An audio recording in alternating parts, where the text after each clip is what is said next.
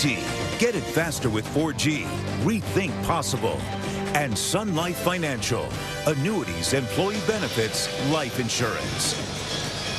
Joe Tessitore and Rod Gilmore with you here at the Carrier Dome. That's not far away from that center academic quad. Opened in 1980. You see the success that they've had through the years, and they're hoping to get back to some of that top-level success under head coach Doug Marrone, who played offensive line here for the Orange back in the 80s. A lot of that discipline and structure that paid off for them back then has been brought back. Really impressive guy, the way he runs the program. And many up here call him the friendliest coach in America. Meanwhile, he's opposite the guy that's been called the offensive guru of recent college football. Dana Holgorsen was one of the most talked about coordinators in the game.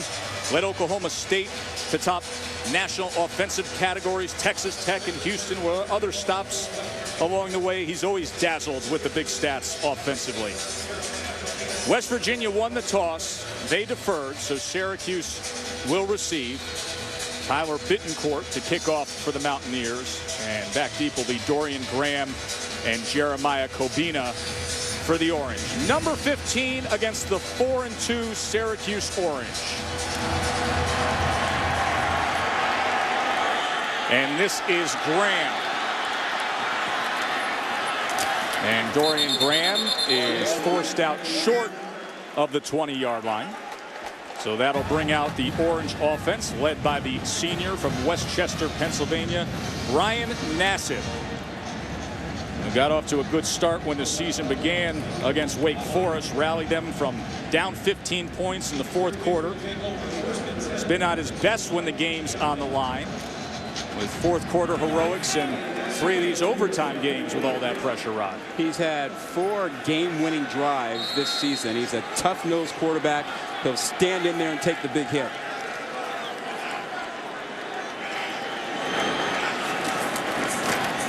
Bailey gets the call on first down, and Antoine Bailey with a gain of 9 to open up the game.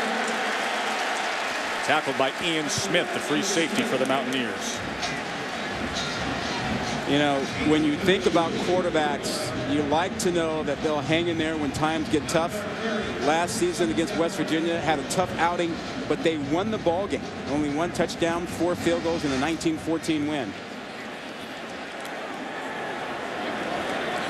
2nd and 1 for the Orange as Bailey remains the featured back. You'll see a heavy dose of Antoine Bailey tonight. And now Nassib sprinting to the far side, and that is incomplete. Take a look at the starting lineup surrounding Ryan Nassib. Well, he'll get a lot of help up front. When you think about guys like Provo, tight end, he can be on that line of scrimmage. They'll flex him out from time to time. Bailey, not a big guy in the backfield, but he's a great runner bouncing to the outside. And Justin Pugh, the left tackle, has had a dominant season, according to the coaches. I've watched some film on him, and he has played really, really well. 3rd and 1 as they go I formation. And Jerome Smith is the tailback.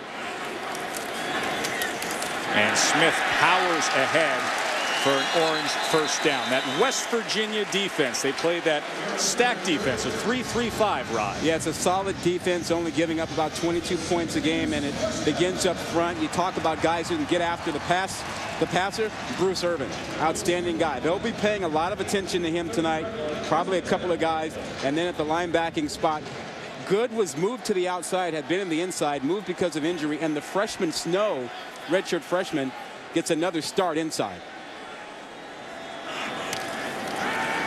First down pass attempt, and Nassib gets it complete just across the 35-yard line to Beckett Wales, the sophomore tight end.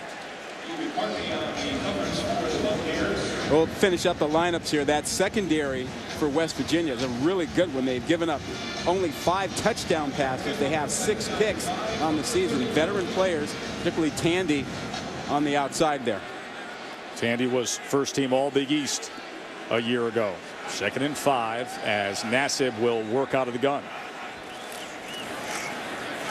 And he's going to take it himself, and he's going to be a couple yards short as Pat Miller came up from that corner spot to meet the senior quarterback. That's a little bit unusual. This is not an offense that usually runs Nassib.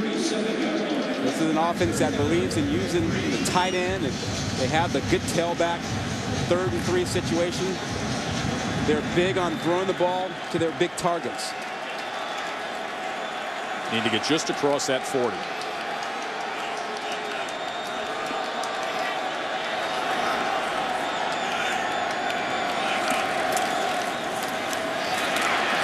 And Bailey was stacked up right away by Najee Good, the unquestionable leader of this defense for West Virginia. Very, very active player. Yeah, if you don't block him, you're not going to run the football.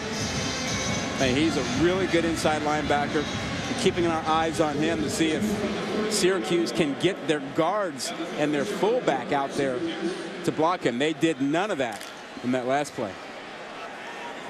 So Jonathan Fisher on to punt, and the dangerous Tavon Austin back deep on the return for West Virginia. They want to play keep away from Austin. This is a high kick that bounces just near the 30-yard line and then out.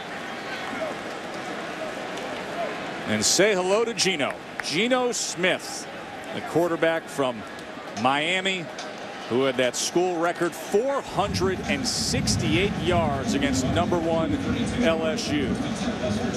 He's a very confident quarterback now, very poised, makes good decisions back there. Dana Holgorsen told us that he's not quite at the level of Case Keenum or Wheaton at Oklahoma State, but he's getting there quickly.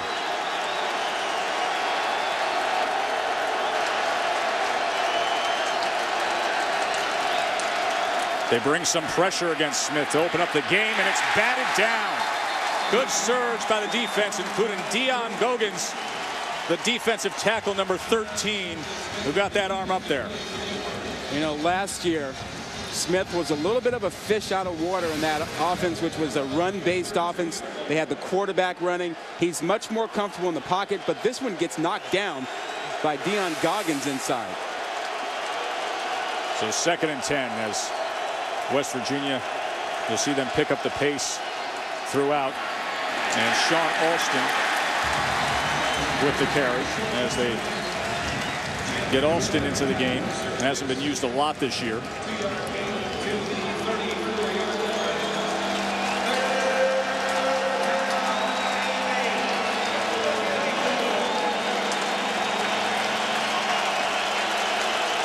Third and 8. And the decibel level rises in the dome.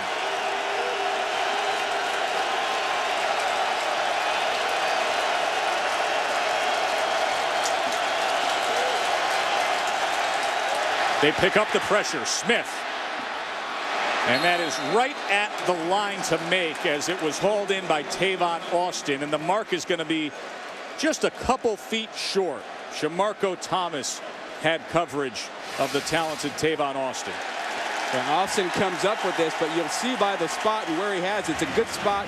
He looks like he's about at the 42, 41, and that's where they spot it. And he had to get to the 43. And give credit to that Syracuse defense. West Virginia didn't punt in their last game against Connecticut. Michael Molinari will be kicking it away, and Stephen Renee is back deep for the Orange. And this is a directional spiraling kick that is fielded at about the 16-yard line. So a 3 and out for the West Virginia offense. ESPN's College Football Primetime, presented by Russell Athletic. There's the scene downtown. Fagan's down on Krause Ave, one of the popular spots with the Syracuse crowd. You didn't take me there, though, pal. I was back there in the day. Yeah. Times. Yesterday would have worked.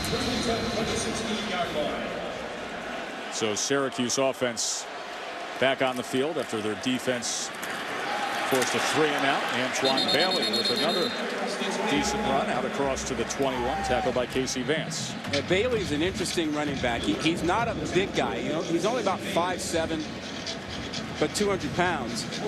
Great quickness. Has the ability to plant his foot in the ground and bounce the run to the outside. He's not afraid to lower his shoulders inside, but he's not a big guy. Want to apologize if you're experiencing any technical difficulties with the audio of this broadcast. Our folks are working on it. 2nd and 5. Nassib, and that was overthrown as he was trying to connect with Dorian Graham. You know, we saw some of that in watching him on tape, that every now and then there'd be a pass that would sail over the head of his receivers, and you'd go, wow, he's looking so good. What happened? And some of his coaches say, you know what, he just gets excited when he sees a guy wide open. I thought Coach Marone had an interesting comment to you yesterday, also talking about his motion. Yeah, not snapping it off at the end. And now he faces a 3rd and 5. And there was movement up front. That was Big George Wright, the nose tackle for the Mountaineers.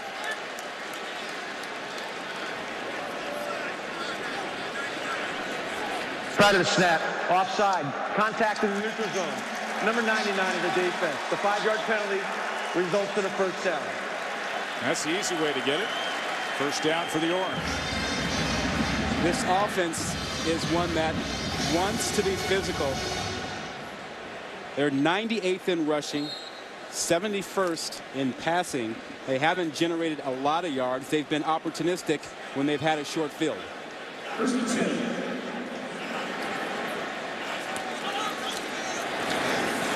Bailey again on the ground, this time a gain of just about 2.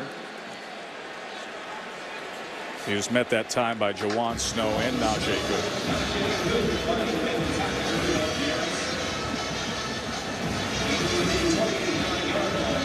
Bailey had 94 yards last year in that win against West Virginia. Right there, that's Nathaniel Hackett, son of Paul Hackett, well known as an NFL and college coach all these years, and this is Nathaniel's offense. Smith now. And Jerome Smith with a gain up the middle that'll set them up for a 3rd and about 3. You know, and this deliberate pace for this offense is a lot of what they did last year against West Virginia, kind of playing keep away, as you mentioned at the start that they would do. It's what they need to do against Dana Holgerson's offense. They want to keep him pacing on the sidelines rather than calling plays.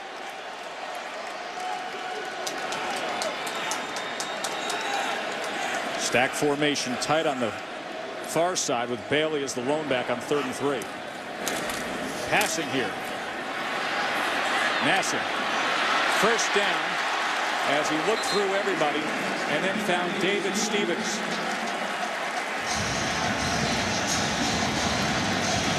That keeps the chains moving, and it's very similar to their approach last season, staying on the field, keeping that offense off the field. They didn't score any points in the second half last year. They had but 1 touchdown. It was a field goal game. It's strange to say, Rod, but hard to say a best case scenario is that they haven't crossed midfield, but yet 8-16 and counting down in a scoreless game in the first quarter. That's the kind of paced game they want. Flea flicker now. A little razzle dazzle, and it's overthrown, looking for Alec Lemon. So they take a shot that time on first down. Well, West Virginia was expecting a shot early. Their coaches had been prepared, looking at the tape and recognizing that Syracuse likes to take a shot early, and Tandy was back there to defend. Now watch how Nassib stays in there. He's not afraid to hang in there. But now you see he had pressure from Garvin on him, but Tandy was back there doing a nice job. This is Adonis Amin Moore as they rotate the running backs in, and Moore gets it out to the 43-yard line. He's a different look compared to Bailey. He goes 5'10", 244. Yeah, we said, you know, that Bailey was not a big guy. There's your big guy. Yeah, Moore comes from Mullen High out in Denver. He's like one of those Rocky Mountain boulders coming downhill. Yeah, good football program out there at Mullen Prep. Had a good program for a long, long time. 3rd and 5 now.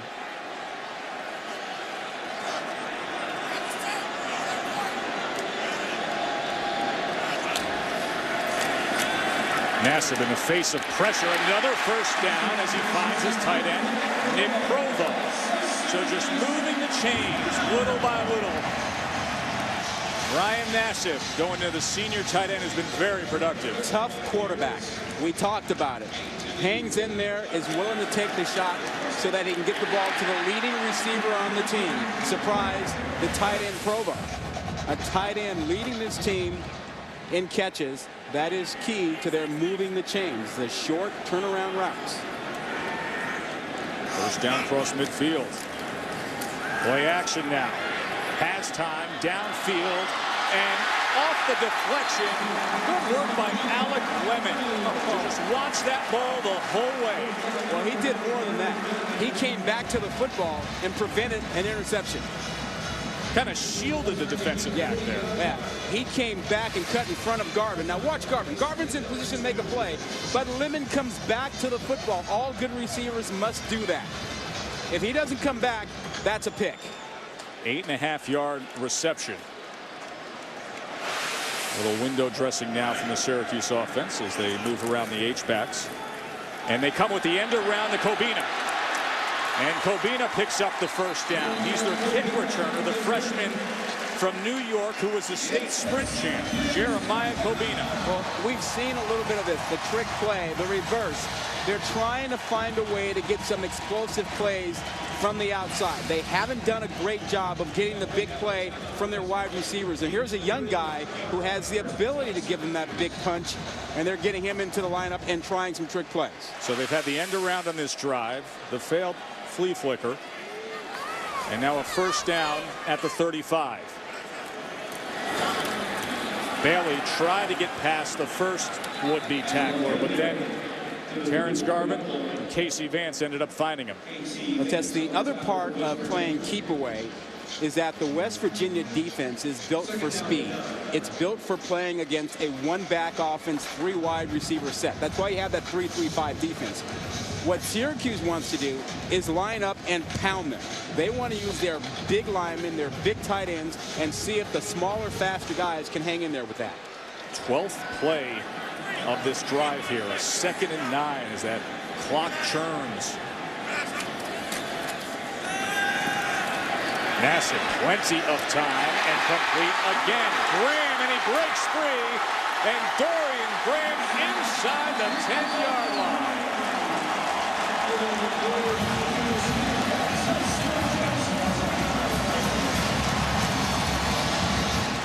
Plenty of protection, no worries back there for Nassib.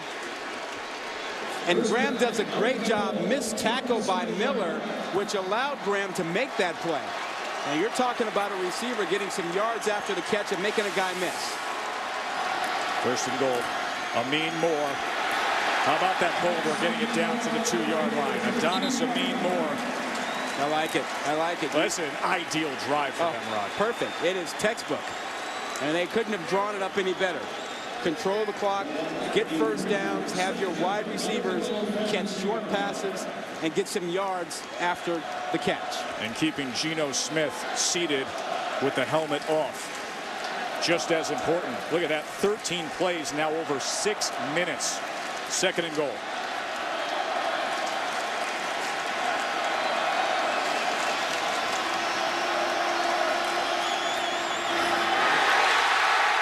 Was that something? Nick Provo. They bought him. Nassib sold it, and they scored it.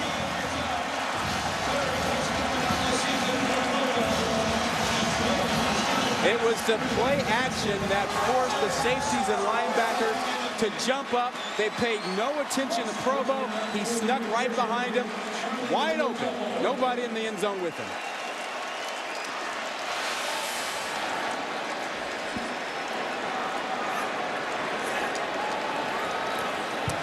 And Krautman tacks on the extra point. Oh, there is a flag down right in the center of the field.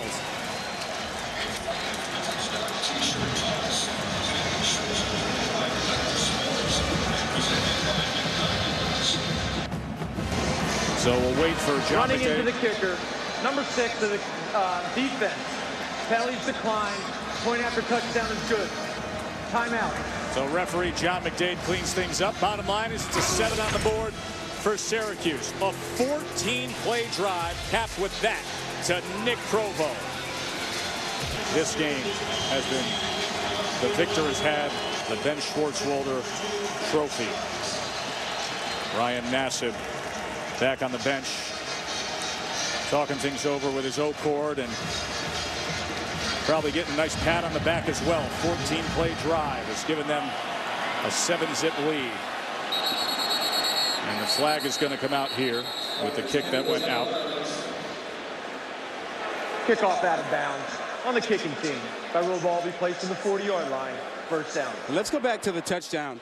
I want you to focus on how aggressive the linebackers are. Here's Provo. He's going to sneak in. But watch all the linebackers. They are so caught up in the running game, they ignore Provo completely.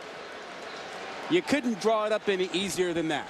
They're so in tune with the running game that the tight end is an afterthought in the passing game. We will see that again in this ball game.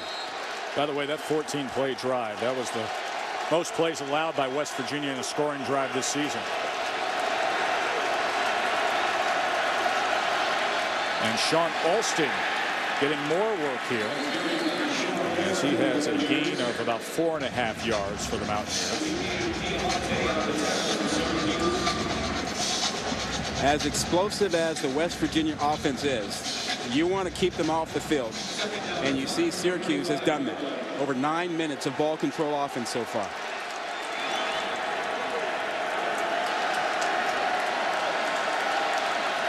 Smith on 2nd and 6 over the middle and gets it complete to Devon Brown. And just like that into the orange territory to the 38. He was tackled by Diabate. This is an offense that can put up points. They are 3rd in passing, 380+ yards a game. They score 41 points a game on average.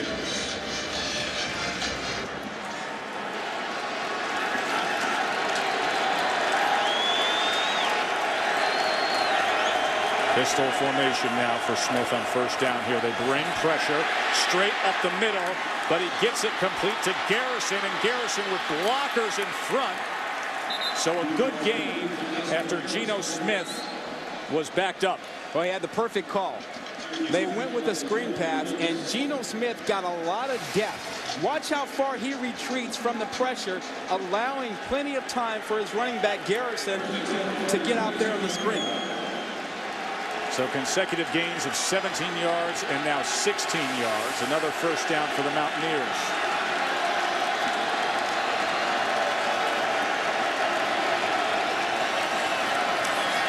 Delayed handoff to Garrison. And he picks up 9 that time. They are on the move now. Philip Thomas with the tackle of Garrison. You know, Geno Smith took a little bit of a hit on that last play, and Diabate was the guy who came in, number 18 there with the hit. A little bit of chippiness, a little bit of chatter between the two afterwards. 2nd and 1. It's a pass, looking for the end zone, and just beyond the outstretched arms of Stedman Bailey. Keon Lynn was with him stride for stride. It does not take West Virginia long, does it, to get back down the field. They want to match. They want to control the pace of the game. So far, Syracuse has. So this is a big 3rd down for West Virginia. And they've got the big backs in there, Alston and Clark. 3rd and 1.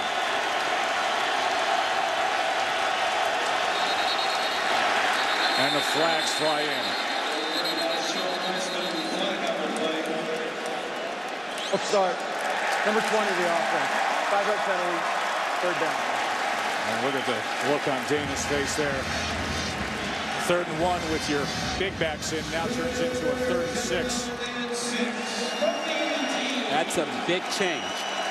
But this offense can pick that up the way that they run so many crossing routes.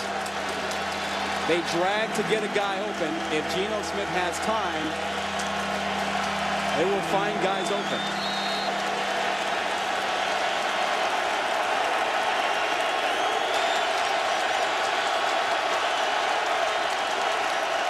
Pressure. Complete, but he's got to make that line, and Austin does inside the 10 for a 1st and goal. He was dragging Philip Thomas for a ride. Well, that's one of the staples of their offense, that crossing route, particularly with Austin. It essentially becomes a long handoff after people have cleared out of the way.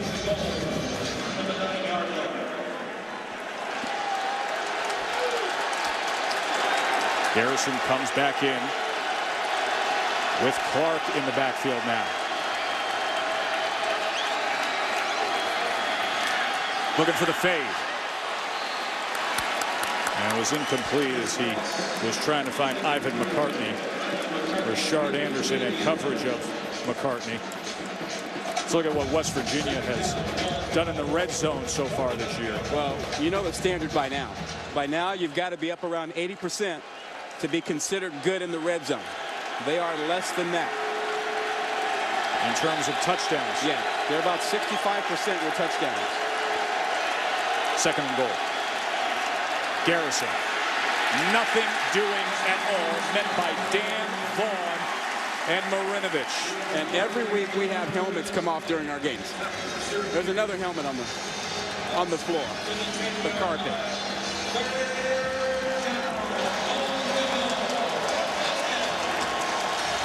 Mikhail Marinovich, half-brother to Todd Marinovich, the old USC quarterback who played for the Raiders. 20 years apart they are.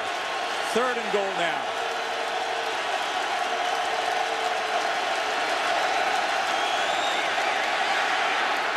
Incomplete.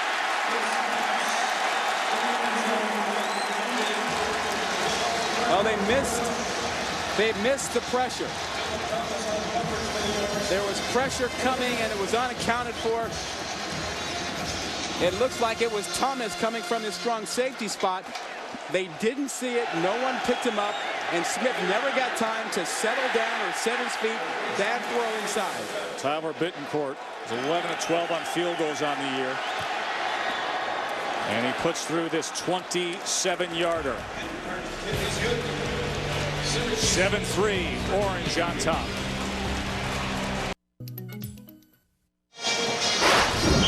Look back with our accurate drive recap. Well, it was a nice, time-consuming drive. Big plays from the wide receivers, including Lemon. They came in with an end around with Kobina. Took a shot down the field, got a great play out of Graham.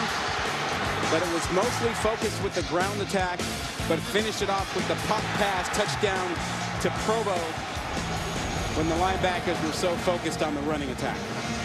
That scoring drive by Syracuse took up a lot of time. Exactly what head coach Doug Marrone wants.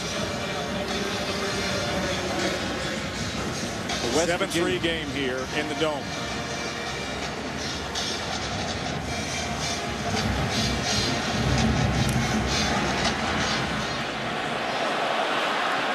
And a booming kick. And it'll go for the touchback. Saturday night on the ESPN networks. Good action throughout. You got Tennessee, Alabama on ESPN2. How about this on ESPN? Russell Wilson, number 6 Wisconsin against Michigan State. ABC or ESPN3, you can see the Oklahoma game, Texas Tech and Washington, Stanford. But you look at those 4 games and what do you see? Rod, you see Heisman candidates throughout. Well, you're all over this thing. You're tracking this all season long. And I think if you look at the 4 guys to the left, we won't see Kellen Moore much tomorrow, but Wilson faces the toughest defense in Michigan State. Wilson has the best chance to take a pop tomorrow night. Those are the results of our Heisman poll of official Heisman voters at ESPN. So it's a real accurate look as where the race stands right now. First down now. And Syracuse's Antoine Bailey with a gain of 3. Okay, so you get these poll results each week. Now, what's the trend been so far? It seemed to me that Trent Richardson made a move last week. Trent Richardson made a big move. Here's the trend. We had so many good candidates for those of us who vote in the poll to choose from that it was spread out. And that's why Andrew Luck had a big lead. But now with the concentration on Russell Wilson and Trent Richardson, you're seeing that lead tighten up. 2nd and 6. And the quick screen as they're able to get it It'll be 2 yards short. Yeah, Cobina was unable to get away there. Yeah, he's been on the field, I think, 2 or 3 times, and he's touched the ball both times he's been on the field. No, he's their freshman kick returner. We told you, just blazing speed. We saw him on the end around, and then we saw him there on the screen, just trying to make the most of that speed to the outside. 15 minutes in the books. So that is the end of the first quarter. Syracuse had that long 14-play drive. They lead 7-3. Now, we were just talking about the Heisman Trophy. ESPN's College Football Primetime is presented by Russell Athletic. Glad you're with us, Joe Tessitore and Rod Gilmore here at Syracuse, where they dedicated the newest student residence hall, Ernie Davis Hall, back in 2009. That's to honor the 1961 Heisman Trophy winner. First African-American to win the Heisman Trophy. Of course, the 50th anniversary of his spectacular year for the Elmira Express.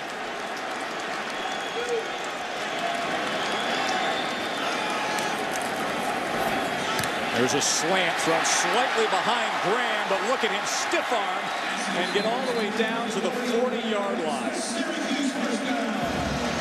You can see Graham a little slow to get up as we look back at that first quarter.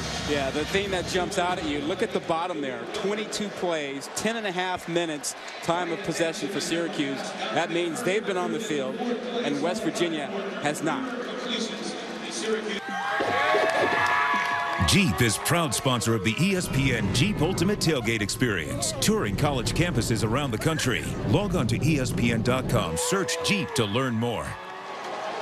Next up on the ESPN Jeep Ultimate Tailgate Experience tomorrow, number 10 Oregon taking on Colorado, Folsom Field there in Boulder.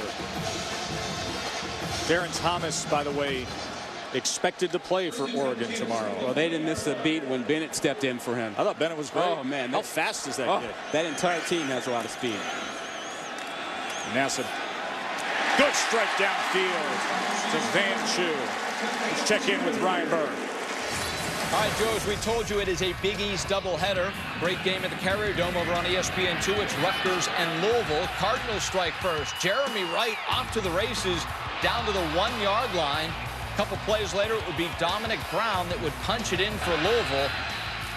Remember, Rutgers 2-0 in the Big East, become bowl eligible with a win, but at the end of the first, they trail 7-zip. Joe? Thanks, Ryan. Antoine Bailey back to the ground, and he crosses the 40-yard line. Now, Big East action going on down in Louisville. It's been a conference that has been making headlines for all the wrong reasons recently. Yeah, well, Syracuse and Pitt moving on to the ACC. Certainly seems like really good moves for both those programs. Boise State and Central Florida have been invited. Not clear if they will come yet. And conference exit fees likely to be raised. 2nd and 7. Bailey the lone back. And another quick strike for a first down as he connects with Nick Provo. Again, remember Provo had the touchdown at the end of that long drive. Yeah, you know, we're talking about Big East teams and the exit fee. Remember, that exit fee goes up to $10 million if they bring in new teams. Any team that leaves before expansion won't have to pay $10 million. And here's a look at the remaining teams right now. Listen, what's going on with Missouri right now could really create a domino effect that causes more disruption to this league. And now Bailey with the run. Just a minimal gain that time as Casey Vance came in to make the tackle. Well, clearly Syracuse was of the opinion that things were not looking good in the Big East, and they took the opportunity to get out and get to a more stable situation. Well, I mean, that's the key word, stability. Yep. Absolutely. Right now, the Big East is a burning house with people running out the front door, hoping they can put out the fire and invite some more house guests. How do you really feel? Well, I mean, that's really what it is. I agree completely. It's a tough deal for them right now. 2nd and 7 now. As they quickly get it to Bailey. Bailey trying to get to that edge, and he's going to be about 1.5 yards short as he was cut down by Pat Miller.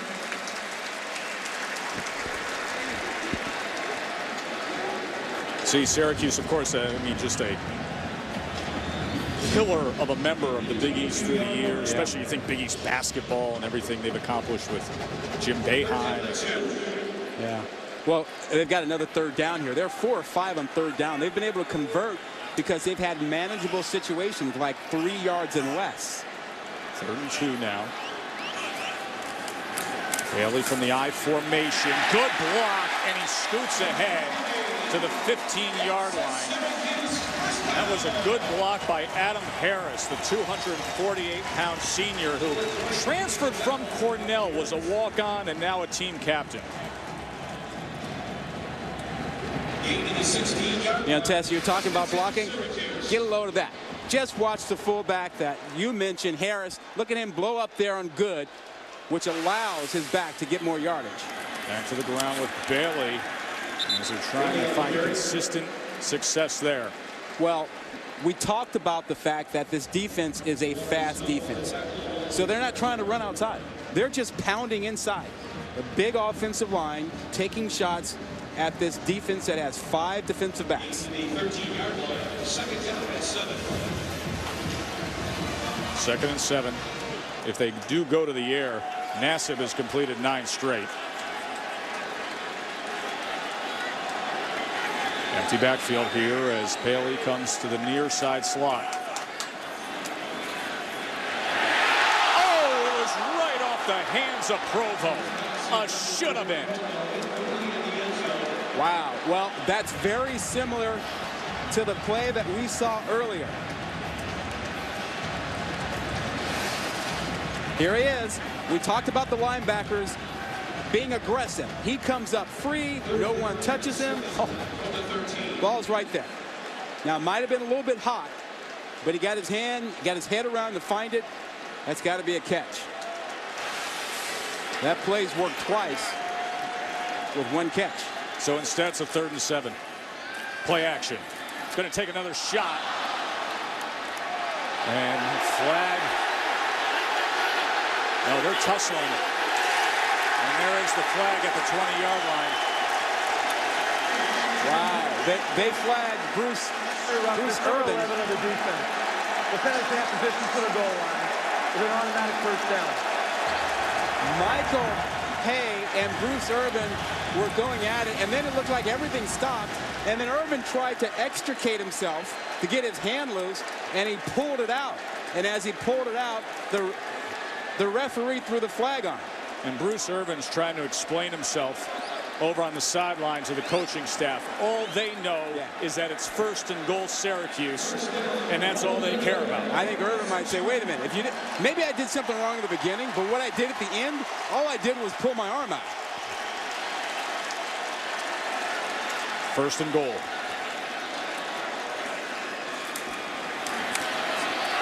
Bailey down to the 1.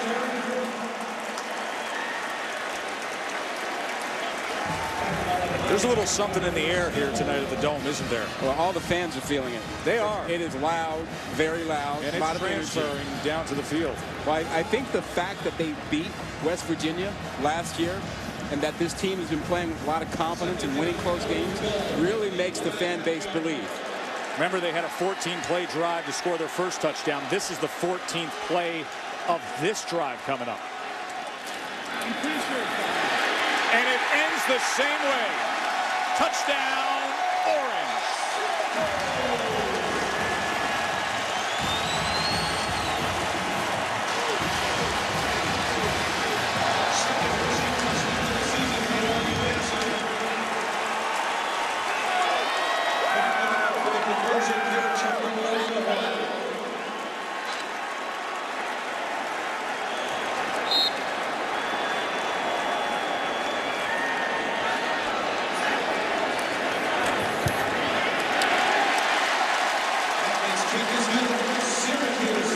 Following the plan precisely. Another long drive, taking lots of time and cashing in. Ryan Nassib from a yard out. It's college football prime time. Brought to you by Sprint. All football, no limits. Only from Sprint. And Ram Trucks. Guts, glory, Ram. Gonna go eat a pie down at the varsity, Rod? The one that doesn't have any meat on it, sure. That is a Varsity Pizza. Simply Varsity if you're from these parts. Family owned and operated since 1926. And if this score stays this way, the marching band's going to go down there and play. That's the tradition after a home win. Joe Tessitore and Rod Gilmore with you at the Carrier Dome, where they have talked about taking the next step in rebuilding this program. Well, this would be it. Number 15, West Virginia, is trailing by 11.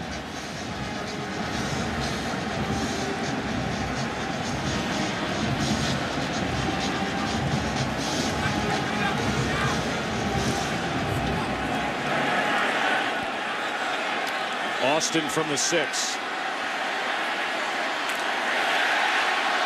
And Austin shakes free before he is forced out just before the 30-yard line. Back to the touchdown. I want you to see the great job that Michael Hay does over there on that side. And watch how the linebackers get caught up inside. They are so aggressive. Hay crashes down that side and gets all the linebackers caught up inside because they're so aggressive. They can't move out. They can't scrape to the hole. And it was an easy time for Nassib to just run behind Bailey into the end zone. If you ask Doug Marrone, what do you want your first 2 scoring drives to look like this morning? That's what he would have said. Picture perfect. Now Dustin Garrison for the Mountaineers, and it just feels like West Virginia has barely been on the field offensively tonight. Well, that's because that's right. They've had the ball for barely over 4 minutes, and Syracuse has had it for more than 15 minutes. So the challenge for West Virginia now is to be patient and not to get flustered by the fact that they haven't had the ball and to try to do too much. 3-yard gain by Garrison. Smith out of the gun here on 2nd and 7. Pressure off the edge, and he does get it complete that time to Willie Millhouse. But they got another hit on Geno Smith. The chase heads to NASCAR's biggest wild card, Talladega. Sunday, 1 p.m. Eastern on ESPN. As Jimmy Johnson looks to bounce back from last week's setback. Yeah, he fell off.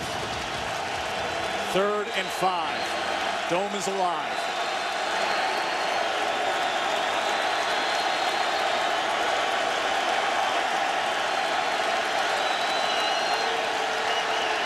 Just lofts it up there for Bailey, and he comes down with it and keeps himself in bounds all the way for a score.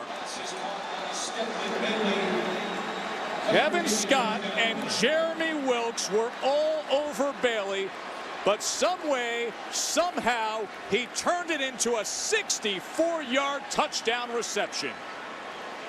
Well, he got single coverage. They came on a blitz, and Bailey got single coverage, found the football, out-jumped the defender on that side, Kevin Scott.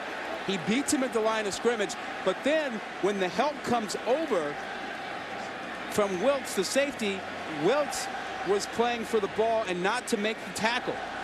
Now look at his feet. You tell me. Does he stay in? Well, that looks clean. That looks clean. You can see green between the shoe and the white sideline. That is spectacular footwork by Stedman Bailey. He's become a real big play receiver on this team this season, giving them the deep ball. And that was an athletic move to get up and get that ball in the air and to stay in bounds.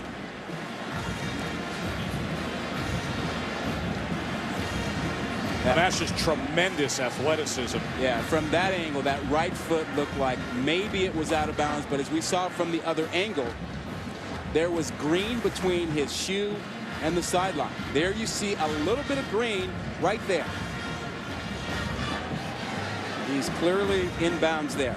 Remember, they need indisputable video evidence to reverse the call on the field, which was a touchdown. I think they have evidence that will confirm the call on the field. Exactly.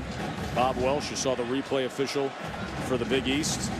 Of course, Big East replay officials in this dome have made headlines of another sort this year. So what happened, I'm sure you see it every week on the worst of the worst on the not top plays. The extra point against Toledo that was ruled good, but clearly wasn't, as we've seen about 1,000 times. The worst part of that was that it was confirmed to be good on replay. Review, the ruling on the field is confirmed. Touchdown. Now, when they say the ruling on the field is confirmed, they mean that the video evidence actually confirms what everybody just saw, that they saw something proving it to be right. That's what they actually said in the missed extra point against Toledo, that it was confirmed as good. Obviously, egregious error by the officiating then. As this extra point on cue nearly does exactly the same thing that happened in that Toledo game. Wow.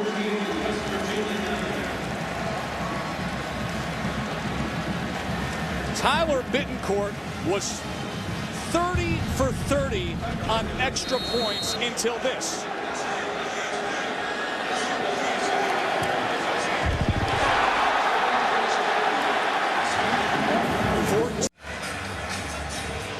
Now, we had controversy here in the Carrier Dome back on September 24th over the extra points that was or wasn't. Well, they said it was good. Syracuse against Toledo. They're taking a look at that extra point right now. The ruling on the field is confirmed. Try is good. Clear as day, it was no good, but it didn't matter. Toledo had to come down and tie the game at 30. Syracuse went on to overtime to beat Toledo. And what is it about that upright on that side of the field? Because just moments ago, Tyler Bittencourt. Wow. Almost in the exact same spot.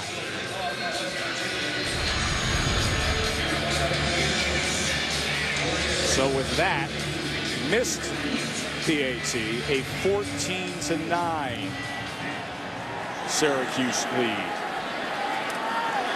Dorian Graham now on the return, and Graham, he makes a great move. Will they get him? No way. Touchdown.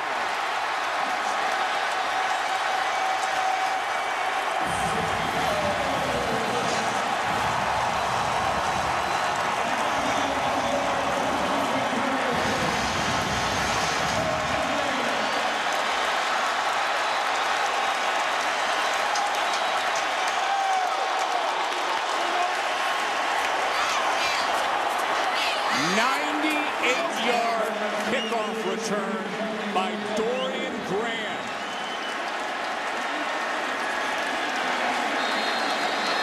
He gets a hug from Doug Marone and a roar from the crowd. What a way to answer after the 64-yard touchdown catch by Bailey.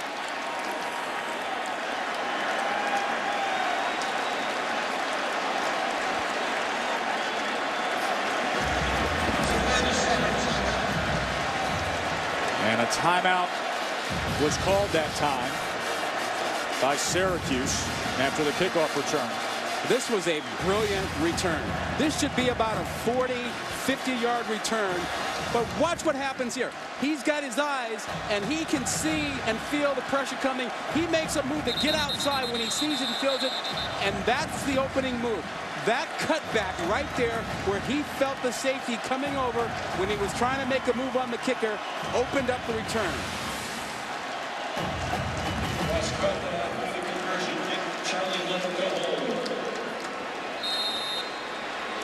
So Syracuse used a timeout, gather themselves before the extra point here. And Troutman puts it through. 21-9, number 15 in a hole.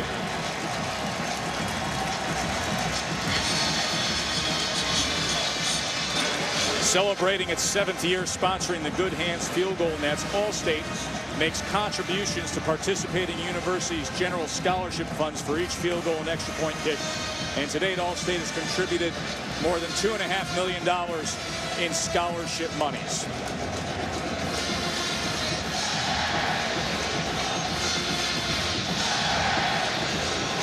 Rod, this week when we were really breaking down this game, we talked a lot about ball control for Syracuse, but there was something else we said. They're going to have one of those nights where a few special things happen. Yeah. Kickoff return qualifies. Well, I think that's right, but we saw something else. We saw guys on the outside start to make plays for Syracuse, which we hadn't really seen all season. The wide receivers getting yards after the catch. But Graham coming up with that big play on the kickoff gives them the kind of explosive plays that they've been missing on offense most of the year. One way to get the big play, you do it in special teams.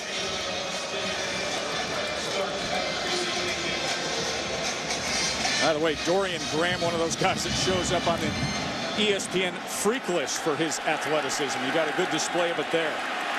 Here's a guy that can do it too, Austin, but he goes nowhere. Wrapped up immediately that time by Syracuse Diabate. There may not be a more hands-on head football coach than Dana Holgorsen. This is his offense. And he is on the sidelines working with the receivers, the quarterbacks, everybody. And this offense is his baby. He doesn't turn it over to anybody else. Well, his baby better get running. Down 12. And a screen that bounced off the hands of Stedman Bailey. And you see the look to the side by Dana and the disappointment. Well, the one thing that Syracuse has done well on defense is they've gotten hits on Geno Smith. And they're trying to keep him from getting comfortable. And they're willing to trade giving up a few passes for getting hits on him. I don't think they want to trade 64-yard touchdown catches like Bailey got. But they're willing to roll the dice and take shots with the blitz.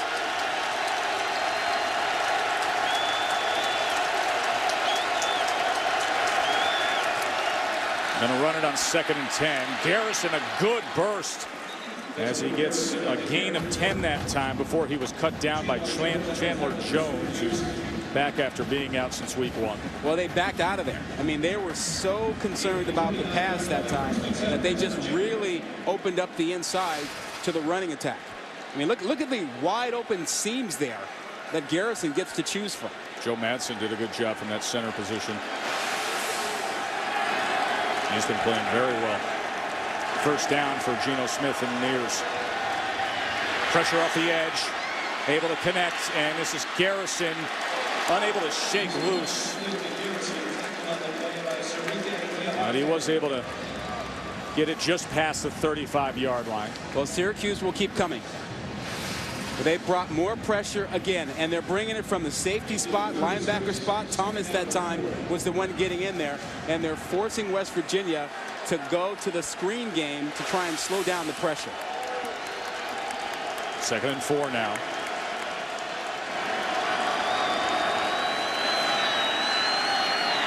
Smith.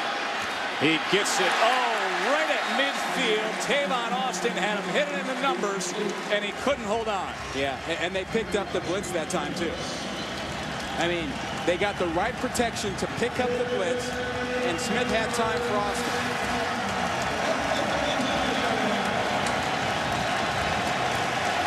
That's just a drop. That's just right there. Austin just dropped it on a big 3rd downs created by that man. 3rd and 4. Looking out on these 3rd downs.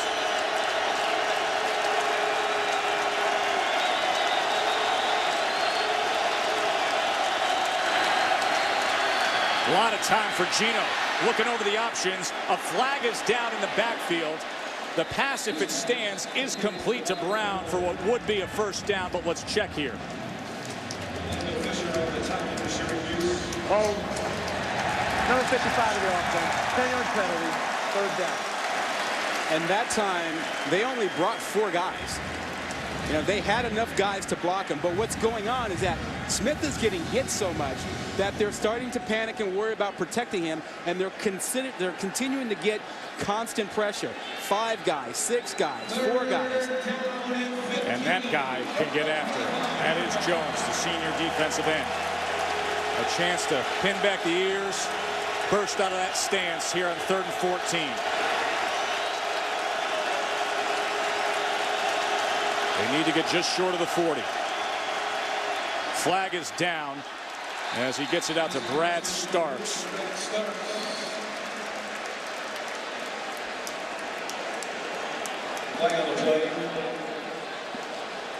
Offside. Number 95, the defense, lined up in the neutral zone. 5-yard penalty, 3rd down. Well, that will give West Virginia a do-over. It'll be about a 3rd and 10, 3rd and 9.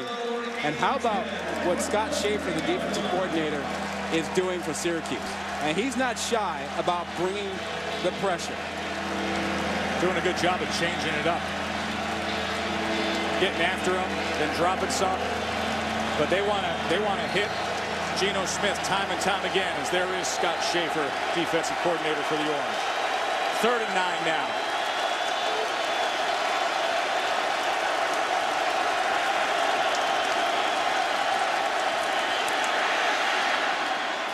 And a 1st down for the Mountaineers as Brown secures it out to midfield. That was a good job that time by Geno Smith.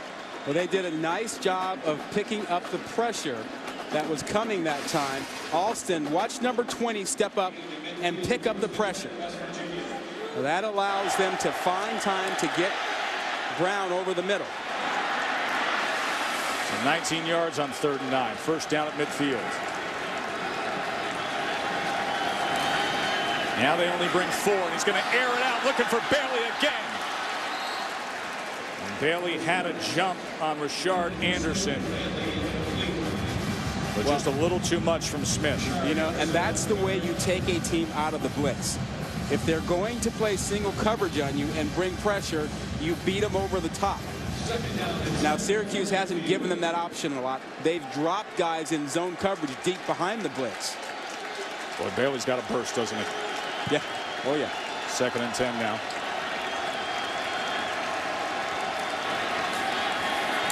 Here comes pressure.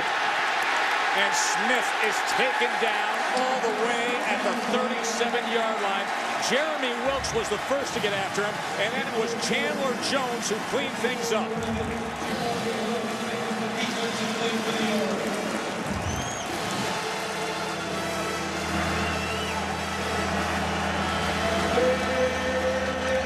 Third and 22 as West Virginia hurries up to the line.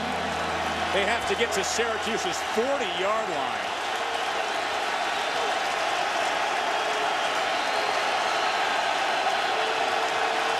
Three by 1 with Garrison as the back.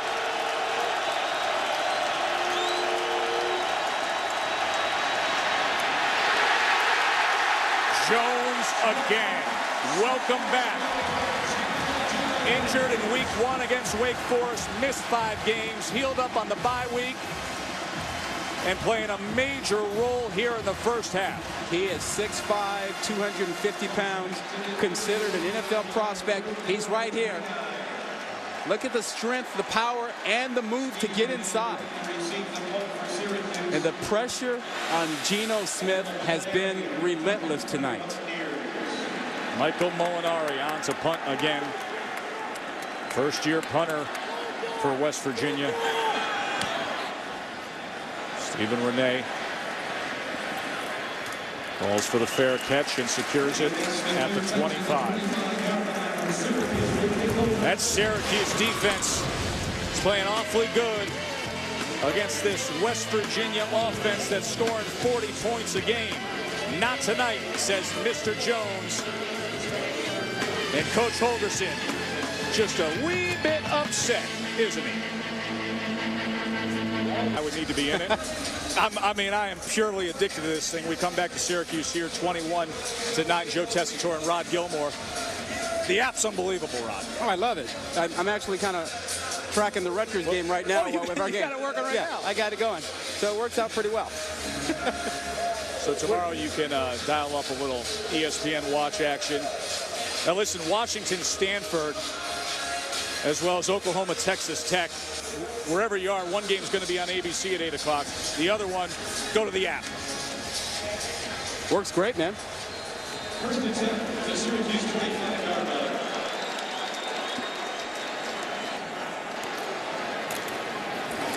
Antoine Bailey Crosses the 30. Let's check in with Ryan Burr. What's up, Ryan? Coming up on the Dell Halftime Report, I'll be joined by Mark May and Lou Holtz. Get you caught up to date on Louisville and Rutgers. Tell you there's an upset brewing there as well. The guys' game, but take your pick, including which undefeated is on upset alert. And we'll head to East Lansing, Michigan, where Michigan State will host Wisconsin. Game day is to be there. Get us set for all the big games. Coming up on the Dell Halftime Report. Chris Fowler and the crew will have game day and get you set for that Wisconsin-Michigan State battle. Massive now. This is right at the line of scrimmage as Jared West had nowhere to go that time, tackled by Darwin Cook. Well, the one thing that stood out about Nassib on tape film is his ability to throw on the run. Last year, 5 of 15 struggled, but having a heck of a night tonight, and I love it when he's on the move. He's very accurate throwing on the move. 3rd and 4.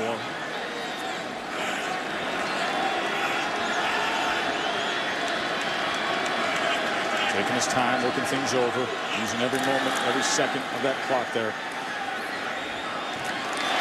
And that's incomplete as he tried to get it to Stevens. And Stevens was covered by Cook, a redshirt freshman out of Cleveland, who's been getting time at that bandit safety spot for Coach Holgerson. So West Virginia defense does their job, and with 3 minutes to go before the half, they're going to have a chance to chop into this Syracuse lead. West Virginia has only run 23 plays tonight.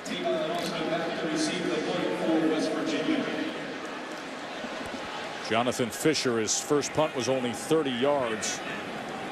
They want to play keep away from Austin. This is a good boot all the way back at the 15, right against the sideline for Austin. And Austin is able to get it out to the 30-yard line. Well, only 23 plays for the offense, but the big point of the night is that Geno Smith has been knocked around. And Syracuse keeps coming after him with blitz after blitz. They've sacked him twice in the first half. But even when he's not being sacked, he's being harassed and knocked around.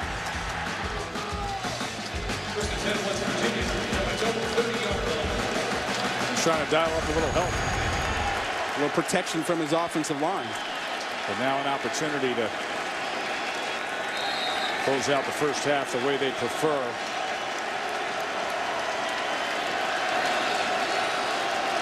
Garrison in motion.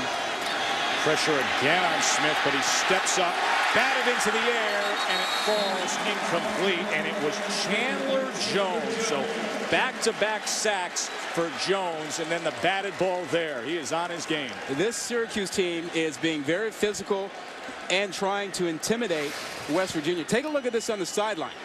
That's a little bump by Kobina that knocks Austin down. Could have got flagged for it, but they are being quite physical with West Virginia. Jones with 5 tackles, 2 sacks, and that batted pass.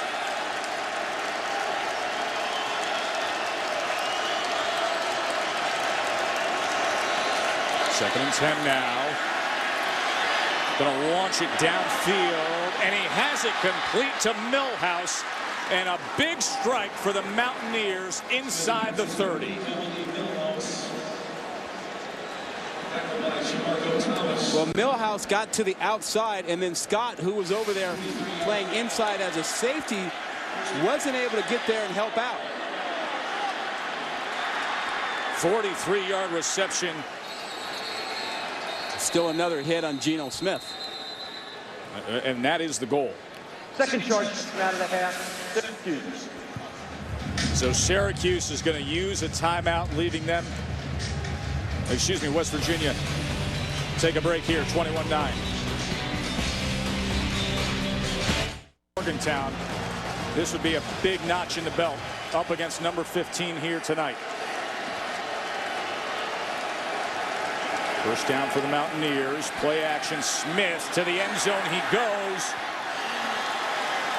And that was incomplete as Ivan McCartney, he's down, was down behind the end zone here in the Dome and reaching for his leg. That is not a good sign at all. He was working against Keon Lynn over there. Lynn had good coverage.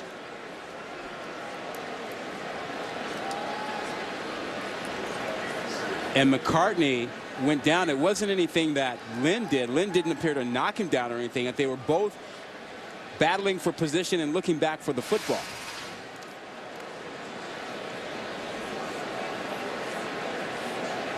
Looks like he had a little misstep when he came down. Immediately reaches for his left leg. And he's a young man from South Florida who the coaches feel is really improving. Ivan McCartney is a cousin to Chad Ochocinco. Big target, 6'3". As you can see the concern on the faces of the West Virginia fans as the medical staff of the Mountaineers takes a look at that left leg.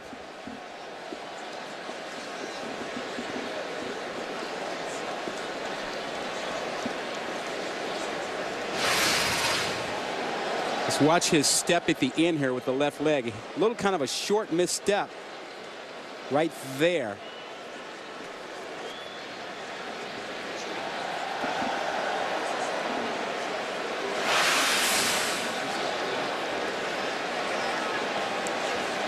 Reminder that Saturday night on the ESPN networks, as you see the good sound of McCartney getting up to his feet. Got #2 Alabama in action on ESPN2, their rivalry game against Tennessee. The big one is Wisconsin and Michigan State, and Russell Wilson in the midst of that Heisman campaign. Of course, everybody chasing Andrew Luck, who, you know, I've heard the criticism with Stanford. Who have they played yet? Well, Washington's playing great football, as is their quarterback, Keith Price. Yeah, Keith Price has been having a phenomenal season. I think people kind of wrote Washington off after the Nebraska game, but they've bounced back, and Washington's playing strong. That'll be a really good ball game out at Stanford. So Texas Tech, Oklahoma, Washington, Stanford on ABC or available on ESPN3, depending on where you are. Good evening of primetime football with those 4 games and all those Heisman contenders that we talked about on the big platform tomorrow across our networks.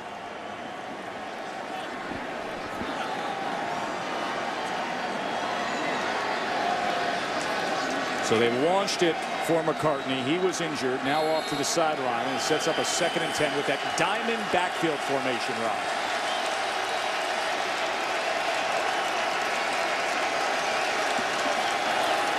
Play action out of it.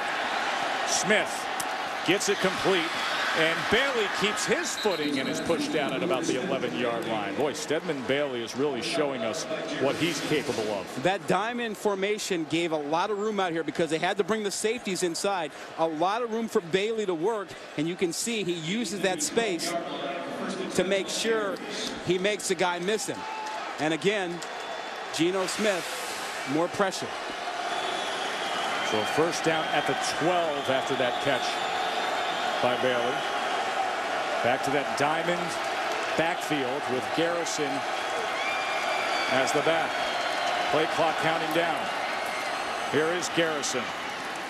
And he fights ahead just inside the 10. Goggins with the tackle. That formation really forces the defense to declare how they're playing the wide receivers. There's so much room and space. You have to bring your guys in to deal with that formation. Syracuse was racing to get off the field, and now a strike to the end zone. Yeah. There was no flag down, by the way. Well, that's what we're talking about out there. When they have those guys in the backfield, a big backfield set, you have to play single coverage on the outside. So with that incompletion, it makes for a 3rd down, and a timeout is called by West Virginia. Now look at Dana Holgorsen. Yeah, he wants a call. He thought there was too much physical contact in the end zone, and he wanted a pass interference call.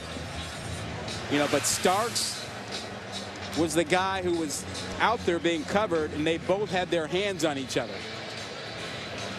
Holgorsen was ready to launch that headset back to Morgantown. Yeah. He's already starting to put the hands through the hair and work that magic. Dana Holgorsen, Rod, I mean, the only way to describe Dana Holgorsen prior to this year is he was the buzz guy. the hot commodity, the offensive coordinator that everybody knew was going to be the next head coach that got to get him. And Oliver Luck went out and got him. It just didn't work out quite the way they thought it would as to how he became the head coach. Well, he was supposed to be the coach in waiting for a year, but that didn't work out. There were issues with Bill Stewart as the head coach while Holgorsen was waiting. They got past that and moved Stewart out, and Holgorsen took over a little prematurely. But it's his offense. He had been installing it. He's running it. Everything you need to know about him. He played for and he coached with Hal Mummy and Mike Leach, the guys who were the gurus of this spread attack, this passing spread attack. Second thing you need to know about him is that he's a Red Bull guy. Is he ever? Yeah, maybe a dozen a day. Well, he starts the day with coffee before he goes to his energy drinks. They go through about 8 cases of energy drinks in that coaching staff a week. Yet he's as calm as could be when you see him pregame. Oh, yeah. No, I mean, he's perfectly fine. That's his routine, but he goes through those things. He's a guy that is excitable during a game anyway. I mean, he's passionate about the way he coaches his players. And tonight, he's getting a game that's not the way most West Virginia games look. A slowed pace put forth by Syracuse, long 14-play drives to get on the board, dealing with the injury to Ivan McCartney as you see him now walking it off. And West Virginia, here with 1:34 to go, will be facing a 3rd and 7, trying to close and cut into this Syracuse lead. Well, any points right now for West Virginia would be good for them. They could go into the half saying, we didn't play great, but we're only down by a possession or so. Holgorsen, of course, was upset that Syracuse seemingly had too many players on the field prior to that last play, but there was no penalty, so it sets up a 3rd and 7 now. You know, they might have something over the middle, but they look like they're going to get double coverage on the outside. Play action. Geno Smith. Cross the middle, and it is intercepted. Jeremy Wilkes with a huge defensive play for the Orange.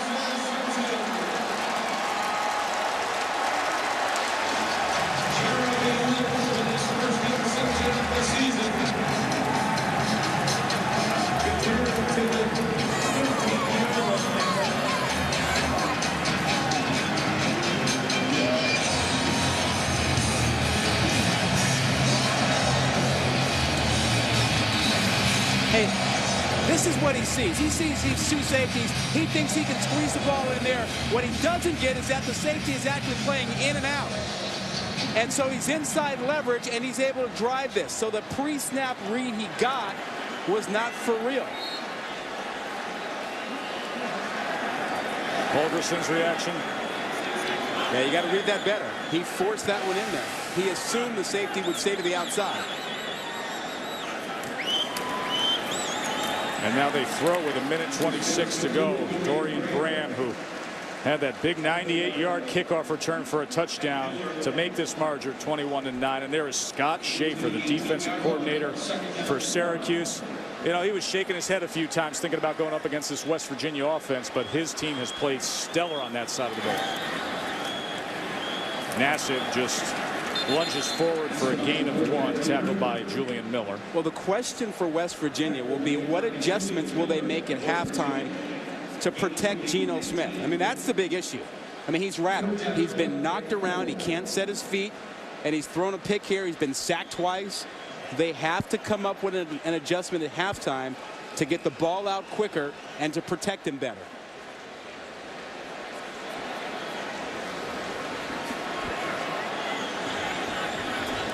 Under a half-minute to go in what has been a picture-perfect first half for the Orange.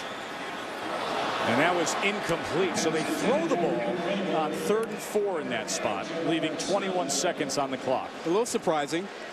I mean, particularly that, you know, Marrone seems to be a somewhat conservative coach, and in that situation, if you go ahead and run the ball, you run some clock and you force him to burn a timeout. I suppose the other thought was, you know, looking for a big upset on a night like this, don't fall into predictable form. But nonetheless, it leaves 21 seconds and West Virginia with 2 timeouts. And Austin to return with Fisher on to punt.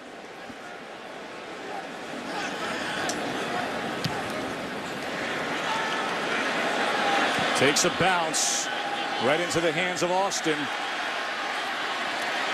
And they were able to contain him. He is a dangerous one. Well, Chris Fowler right now is in his hotel room prepping for tomorrow morning in East Lansing with Wisconsin and Michigan State, as Lee Kirk, Desmond Aaron, and David Pollock will join him for game day starting at 9 o'clock on ESPNU, 10 o'clock on ESPN. We're going to talk about those suspensions at LSU, the impact that'll have. Sammy Watkins, Clemson's freshman receiver. Oh, he's great. Aaron Andrews, and of course, Lee Corso. It'll be headgear pick number 200. Wow. 3 times. But you know what? He has had a pick either West Virginia or Syracuse, and he never picked them. Never. Not once. Not one time. Gino now. Here's Austin with blockers in front. Watch out for Austin. And he scoots to midfield, but only leaving 3 seconds. But every time he touches the ball, you have to worry. If you're Syracuse and trying to hold on to this lead. Dana Holgorsen, be interesting to hear what he says and the changes he'll make, as you said, pass protection and just keeping guys off of Geno Smith, Rod. That is the big issue.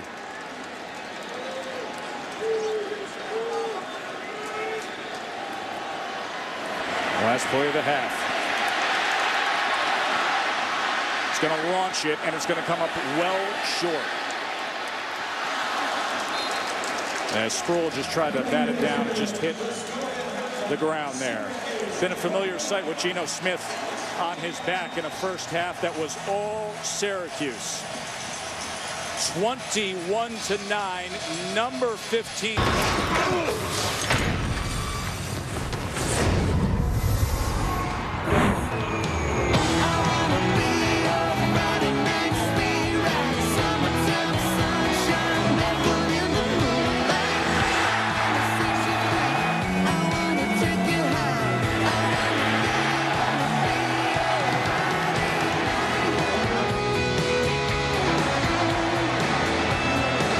ESPN's College Football Primetime, presented by Russell Athletic. Little Lady Antebellum Friday night, and it is Syracuse's Friday night at the half, up 21-19, trying to pull off the upset against 15th ranked West Virginia. Joe Tessitore and Rod Gilmore with you here at the Carrier Dome.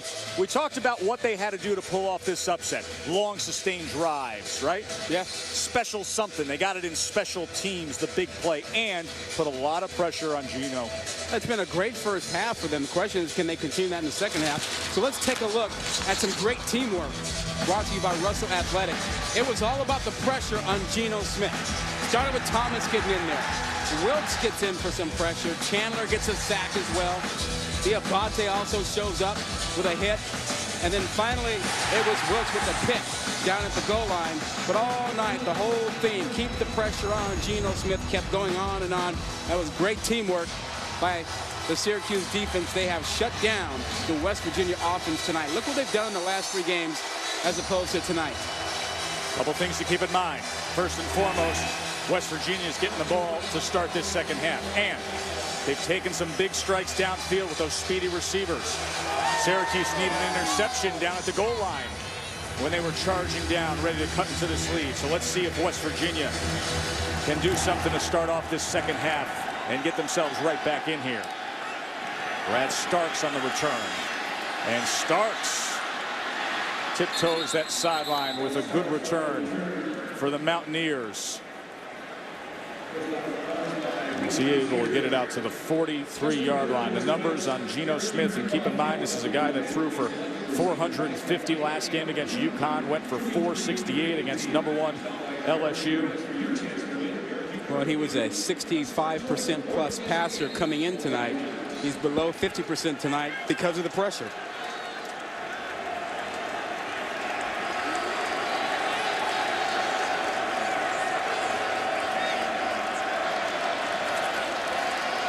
And get after him again. And he threw it high, looking for Stedman Bailey. It'll be 2nd and 10. You know, Tess, that's that formation that we watched this week on film. When they put 3 receivers to one side and a single receiver to the other side, they forced the defense to decide how to defend that single receiver. And we know that Geno Smith likes to look that way. There's Anderson matching up with Bailey. 2nd and 10.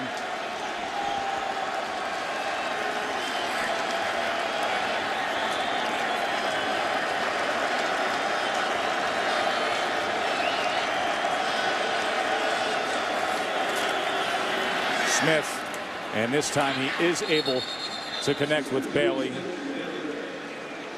Well, clearly that's one thing they talked about at halftime. They ran in the first half a lot of formations with 2 receivers to either side. This is 3-by-1, and they're working the side to the single receiver. Leaves them with a 3rd and 1 after that gain of 9, and Garrison easily picks it up and then uses his blocks to the outside before he gets down to the 38-yard line, tackled by Orlando Fisher. You know, Mark May talked at halftime about how West Virginia got away from the rushing attack. Well, that's because they panicked. I mean, they didn't have the football, and they wanted to hurry up and get into a rhythm. They wanted to throw the ball. They got away from running the ball. Shane Alston is the back now with Smith on 1st down.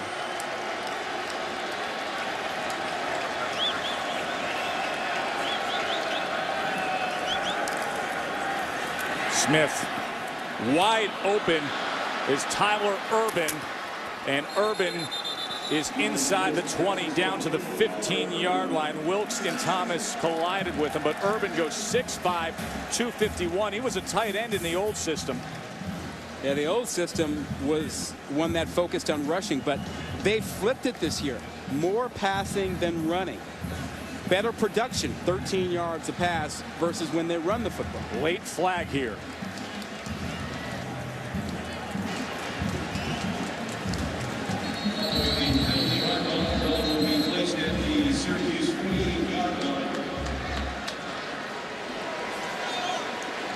Now, as Philip Thomas is down, and the referees are yet to clarify what happened at the end of that play, but there was a flag apparently back at the offensive backfield.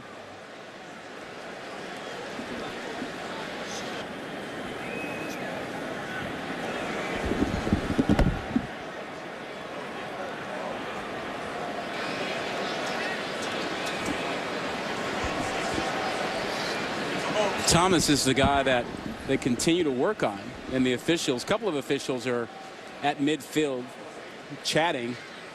I don't know if they've decided that there's not a flag or not. Well, apparently what we understand is that there was a holding call, but John McDade and this crew has yet to make any sort of announcement. Well, he's actually writing down what looks like, you know, he's recording a penalty.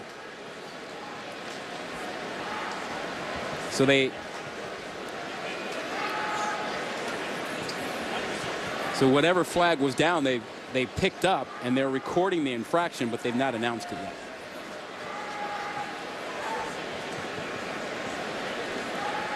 Meanwhile, Philip Thomas is dealing with an injury to his right leg as they will get him up. Now watch the end of this play as Urban was well downfield.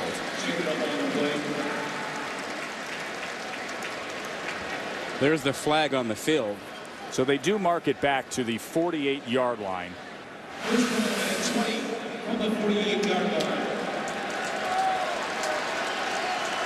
It was a holding call, but the officials never made the call.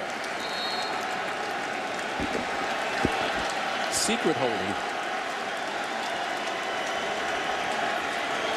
So they need to get to the 28-yard line here on 1st and 20 to start this. As Bailey curls around, and Bailey gets it back to close to what was the original line of scrimmage. It'll make for a 2nd and 9. Rashard Anderson on the coverage there at the tackle.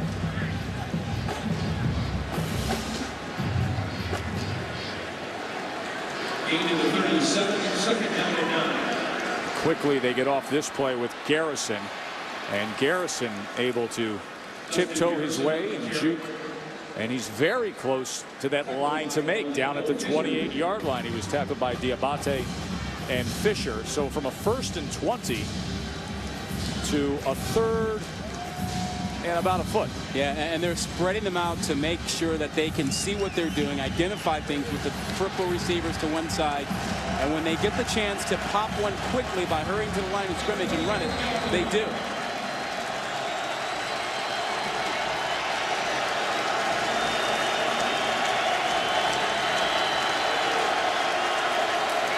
They're going to throw here on this third down, and Austin picks it up and a bit more before he is forced out.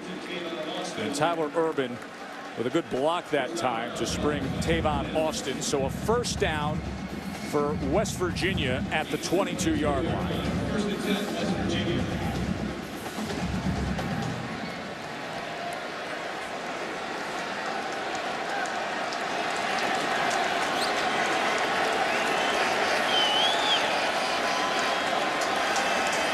He's changing the play because he sees Austin uncovered and thought they were coming with some pressure. Near side slot, number 1. Watch for him. And now they run with Garrison. Good blocking for Garrison before he is met by Philip Thomas. What a stick at the end of that.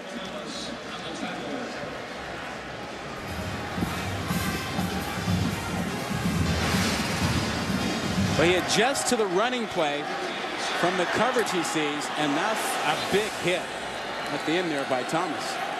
They're in a rhythm right now. 2nd and 2 is Gino.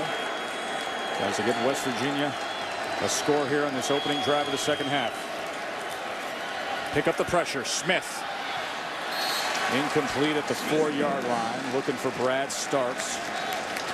Yeah, Smith is not himself tonight. Ball down on the ground enough. And, any quarterback who gets hit that much loses something in accuracy. Here's where this Syracuse crowd has been so supportive, turning this dome into the Loud House on third downs. 3rd and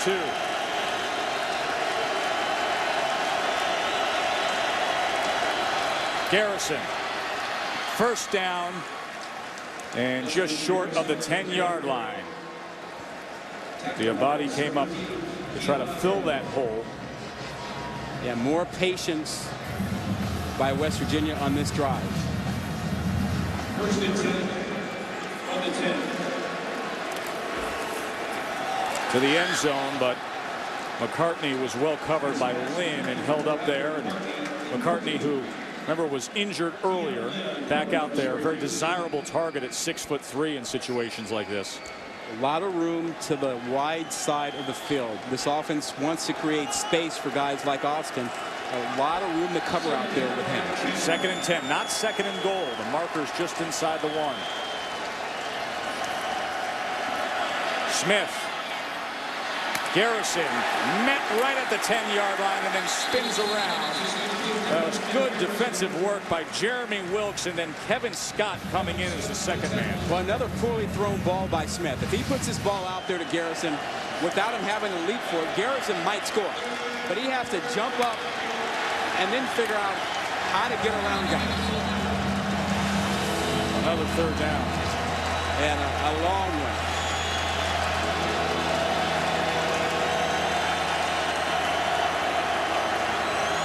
Austin, the deep back here in the diamond formation. They get the single coverage outside. They run it. And it works. It's going to be inside that 1-yard line, and that's right where the sticks are. Sean Alston with a good surge, and you can see they are right on that line to make. Well, for what would be a 1st and goal. The thing that worked for them, that the safeties were so concerned about helping out on the outside, they didn't come in and fill. There was a lot of room for Alston to run, and he's close to the first down. And now there is a Syracuse player down. It's Philip Thomas again. Well, you know, he started cramping up earlier, and once the cramps begin, they really don't go away. Yeah, it's too late to start hydrating. No. You got to have that in your system well before the game starts. Yeah, so this is something he'll deal with throughout.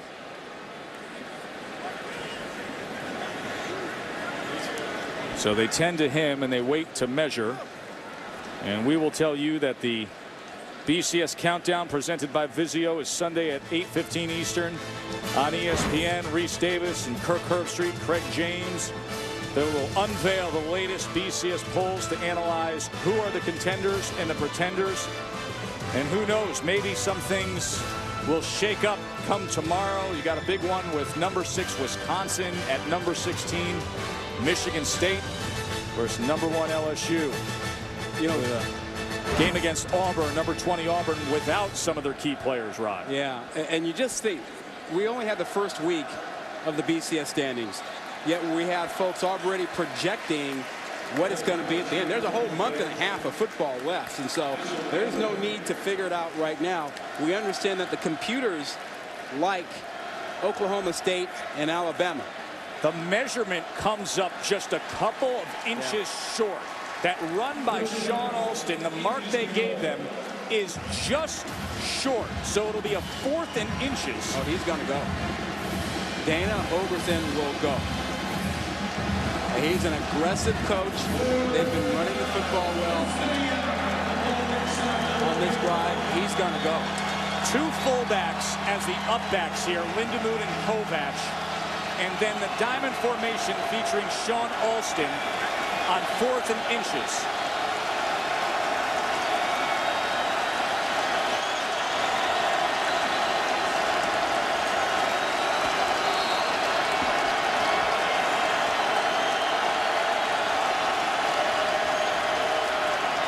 Alston.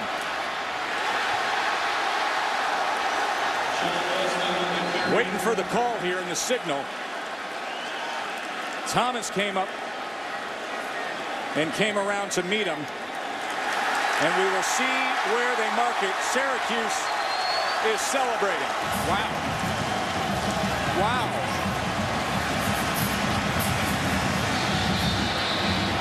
It looked like Garrison got a surge in there and that he would at least pick up the first down, if not the touchdown. Actually, that's Austin, the bigger back.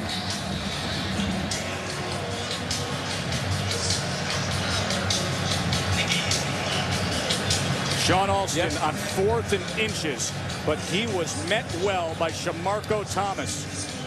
Well, Thomas, 205-pounder.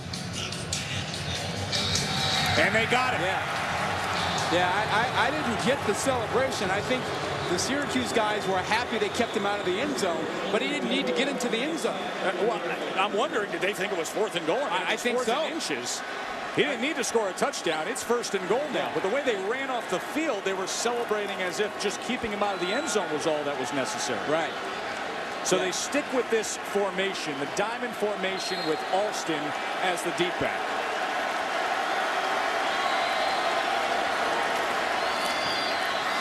And this time he scores. So West Virginia does their job to open up the second half.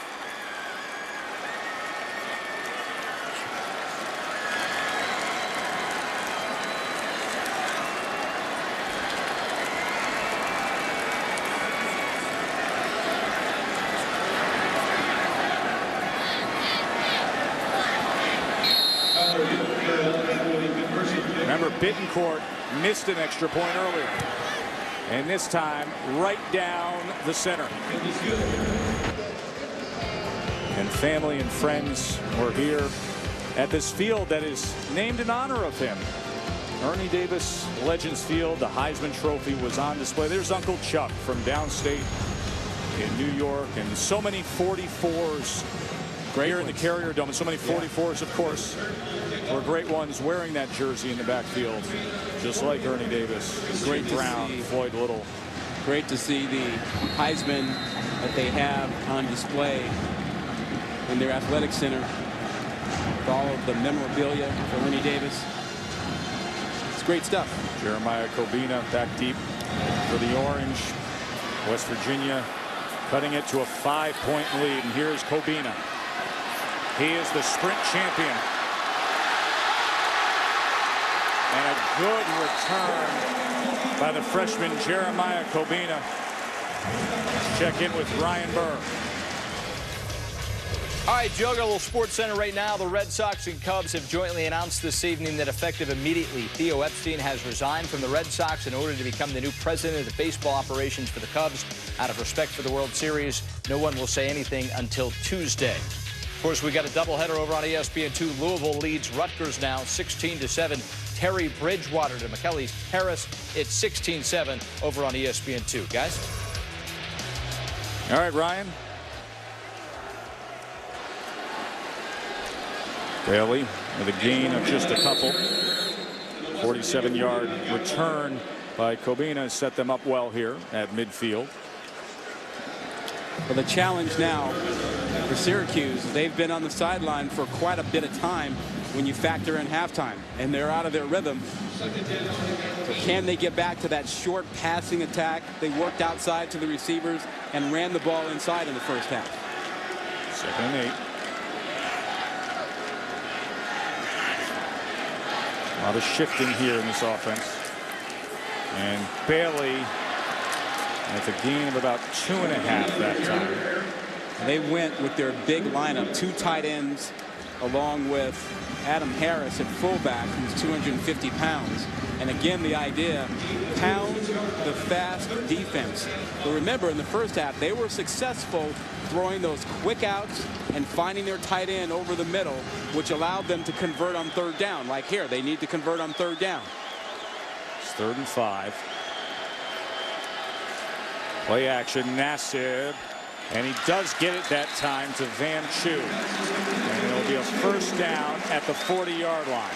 See, the West Virginia defense, their defensive backs in particular, they give you that short pass. They give you the pass in front of them and the outside pass. They take away the deep one.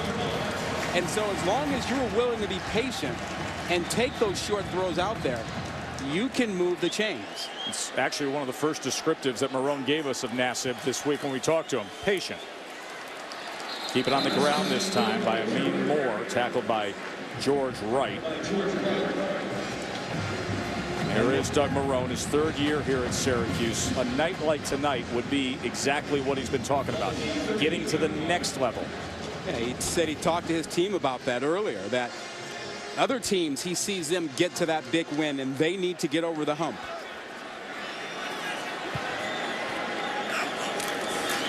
Second and 8. Nassib just trying to make the most of it, and he does, finding Dorian Graham. We've talked about this all week. When we saw it on tape, we loved it. He is good on the move. When Nassib is on the move, he's very accurate. Doesn't matter if he's going left or right, a little better to the right, but when he's moving his feet, he throws the football really well. Squares his shoulders to the line of scrimmage, and he's able to put the ball there. 1st down just inside the 30 for the Orange. Tight formation here, and play action out of it. Plenty of time downfield, wide open, complete. Touchdown, David Stevens.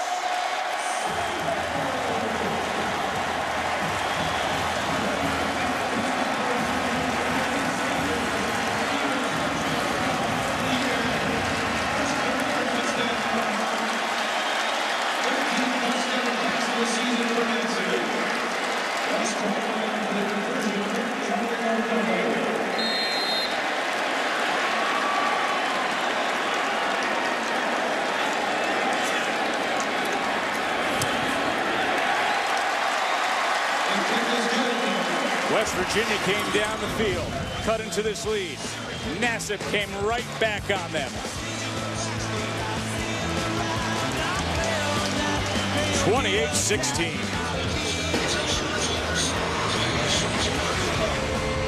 They're going to play in South Florida in one of these Friday night primetime games up here. In recent years, they've been waiting for basketball season. They keep playing like this, they're not going to want football season to end. No, they'll be at the football game. 28-16. Number 15, West Virginia, in a hole here in the 2nd half. That was a big statement drive. It said, we're not going away. This is Brown, Devon Brown on the return. Out to the 25. Let's go back to that touchdown pass. It was a really smart play. Watch what they do. They occupy the safety right here, and then they use their tight end, Stevens, to sneak out on a wheel route. The only person who can help on that is the corner right there. And since the corner doesn't sink, Stevens is wide open.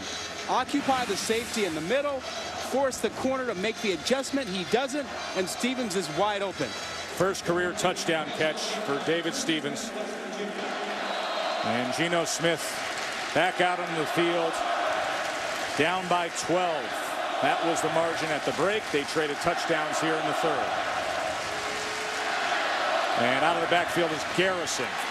And he is met hard at the 29-yard line by Chandler Jones. What a night for the defensive end, Chandler Jones. Yeah, and in the first half, West Virginia had 11 yards rushing, 38 yards in the second half. That's been one of their adjustments, to run the football and use this formation to try and get single coverage and force Syracuse to tip what they're doing. 2nd and 7 now.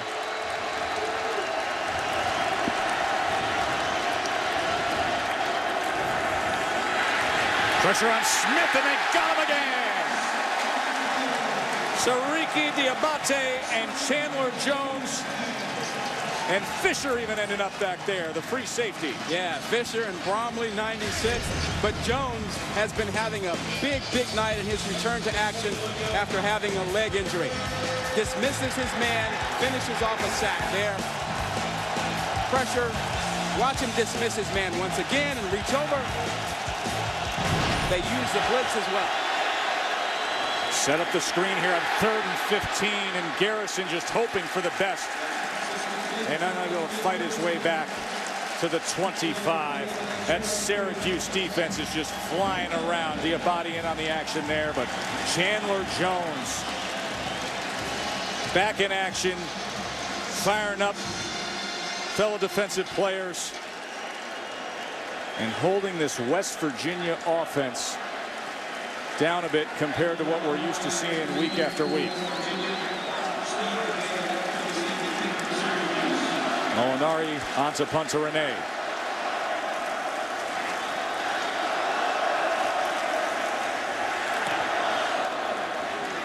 The booming punt. Renee backs up inside the 30. And oh, wow, did he take a hit. Keith Tandy just came in and leveled Renee. He timed it perfectly. He's the gunner, the lead man down. Nobody blocks him. And he times it perfectly and gets a good, fair shot on Renee. And I'll tell you, the other time you want to note that allowed for that is our special teams guru, Mike Black, who's to my left, says a 4.5 hang time. That's awesome. That is awesome.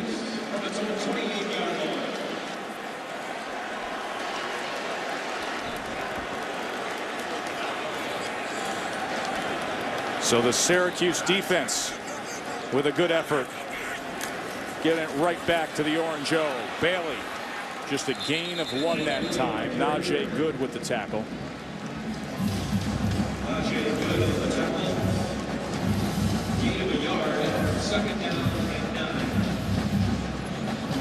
Building a Program is brought to you by Craftsman.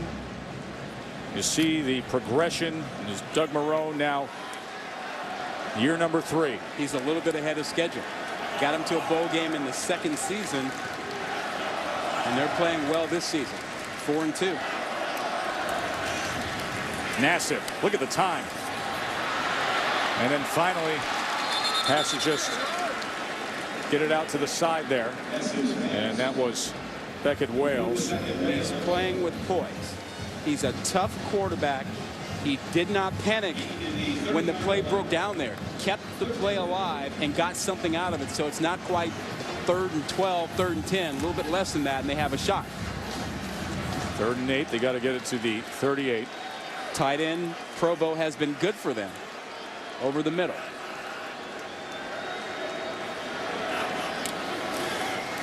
Three-step. And he put it right in the pocket of Jared West. I don't think West had any choice. The ball stuck to him. That was a sensational throw by Nassib. Watch him. I think West just looks up and the ball's in there. Nice one-hand grab. It was a bullet. He's playing with a lot of confidence. Oh, absolutely. 13 yards on 3rd and 8.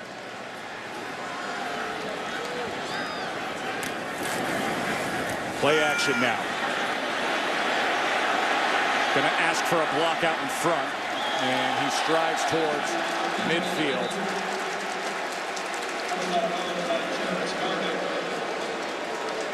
Nassib, an incredibly smart player, both on and off the field. Has a 3.6 in the Whitman School of Business with a double major in finance and accounting here at the Cuse. Yeah, he's been really good tonight, consistent, good first half, perfect in the second half so far. And on 3rd down, they've been great. They've been 7 of 11. He's been clutch for them tonight. Here's Amin Moore. He's their big back. He's going to be a couple of yards short. It'll make for a 3rd and short as Casey Vance, the senior linebacker, got a hold of Adonis Amin Moore. Last year, when Syracuse upset West Virginia, they converted half of their 3rd down situations. They're on the same pace tonight, and it's because they're able to create 3rd and 2, 3rd and 4. Manageable downs for them where they can run or pass. 3rd and 2.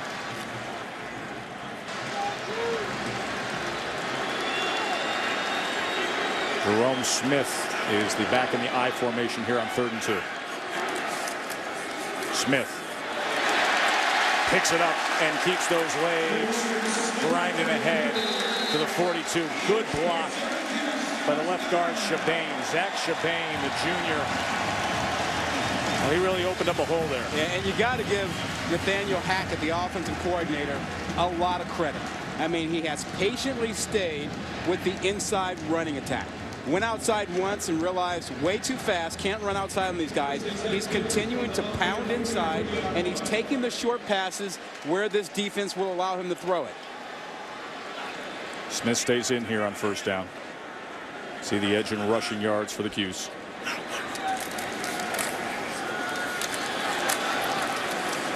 And Smith just crosses the 40. You know, I want to talk about the difference between last year upsetting a number 20 West Virginia and this year, because this is a much bigger task. That West Virginia team, as we saw in the middle of last season, their offense was sputtering a bit. Yep. Syracuse played good defense on that day. Their offense didn't do a lot inside the red zone. This just feels like a much more complete effort to be in this kind of a position tonight against this level of a West Virginia team. Well, I think that's right. And Julian Miller apparently is down on the field right now. But you're absolutely right about that point. Plus, Syracuse kind of snuck up on West Virginia last year. West Virginia knew full well what they were getting into tonight.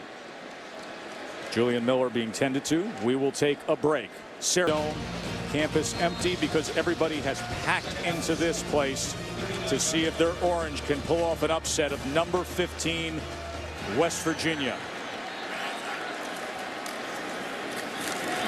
They did it again. Nick Provo, Ryan Nassib kept it in the belly, pulled it out, and nobody had Provo. Check in with Ryan Burr. All right, Joe, get an update for you. Rutgers on the comeback against Louisville on ESPN2. Gary Nova to Mahad Sanu. Sanu with 8 catches, 120 yards, and that touchdown. It's 16-14. Good one, Bruin on the deuce as well. Nassib, this time pressured, and it's incomplete. So a 23-yard reception by Provo. Boy, they sold him in the first half on that too, Ron. That's the same play they scored the touchdown on. And at the time, the linebackers were so aggressive, you had to know they would come back with this play again. It's the same play. Fake that, zone read inside, watch the linebackers come flying up and ignore the tight end Provo and just drop the ball in over their heads. 2nd and 10 after the incompletion. Tight ends have had a big role in this offense tonight. Bailey keeps his footing and then is dragged down by Julian Miller. It'll be a 3rd and short.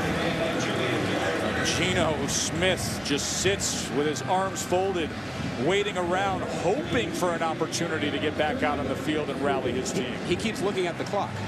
And it's counting down. Yeah. Exactly what these fans want to see. coming up on a half-minute left in the third, and another scoring opportunity.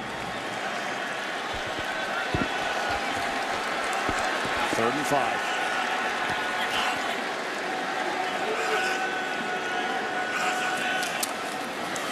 To pass. Got it. Provo again. Nassib is tearing them up. The tight ends doing their job, and Syracuse is rolling every which way.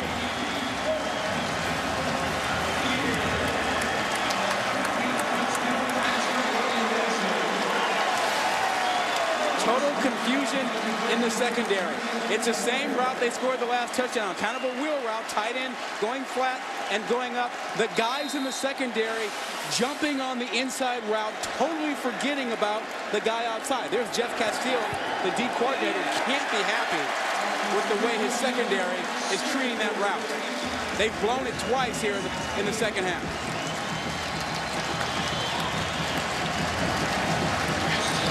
Nathaniel Hackett, the offensive coordinator, turned to us yesterday and he said this: we need to feed Nick Provo the ball until he throws up. I think there's some West Virginia fans that are about to get sick.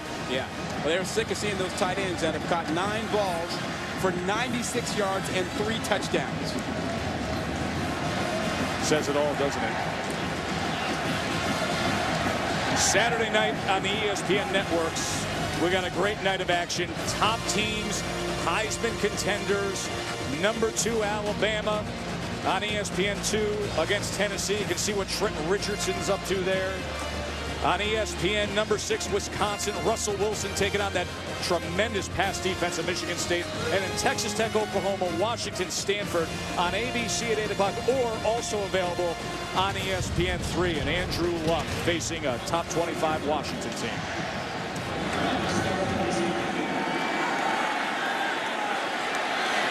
Devon Brown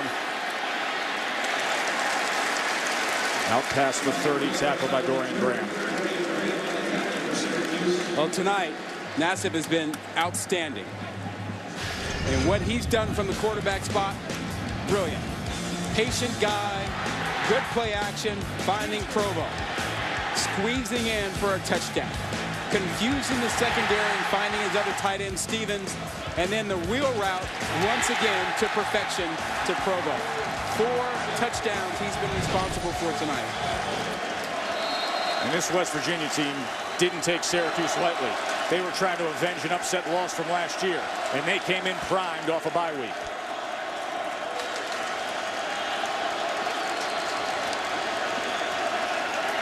They bring pressure on Smith again. He steps up, launches it, and it is picked off by Phillip Thomas.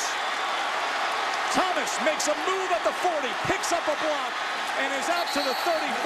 This dome is going to explode.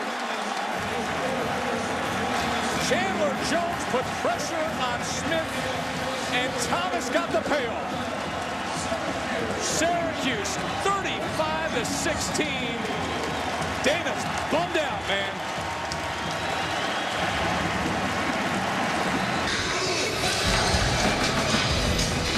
Joe Tessitore, Rod Gilmore, and an upset Dana Holgorsen after Geno Smith just threw an interception to close out the 3rd quarter.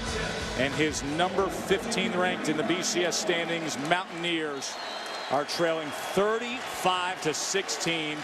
Syracuse ball, first down at the 35 to start the 4th.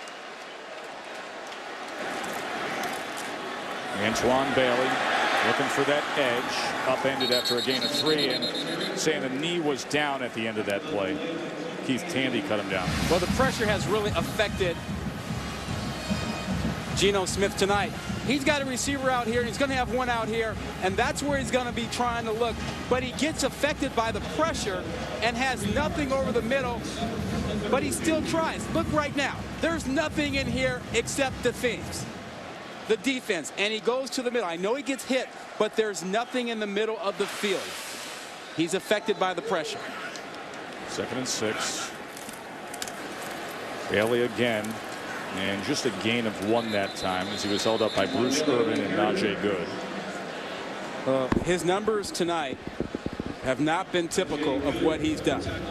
Last season, He struggled against Syracuse, had 3 picks, got sacked 5 times.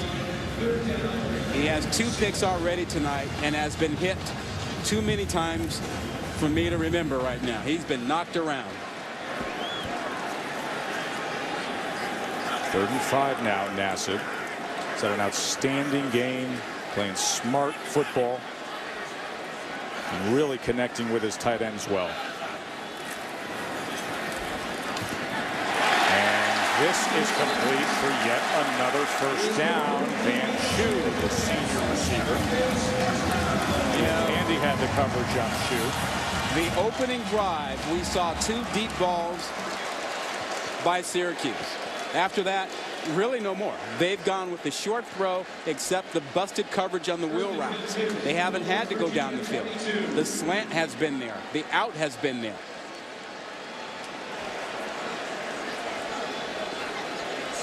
So a first down at the 22.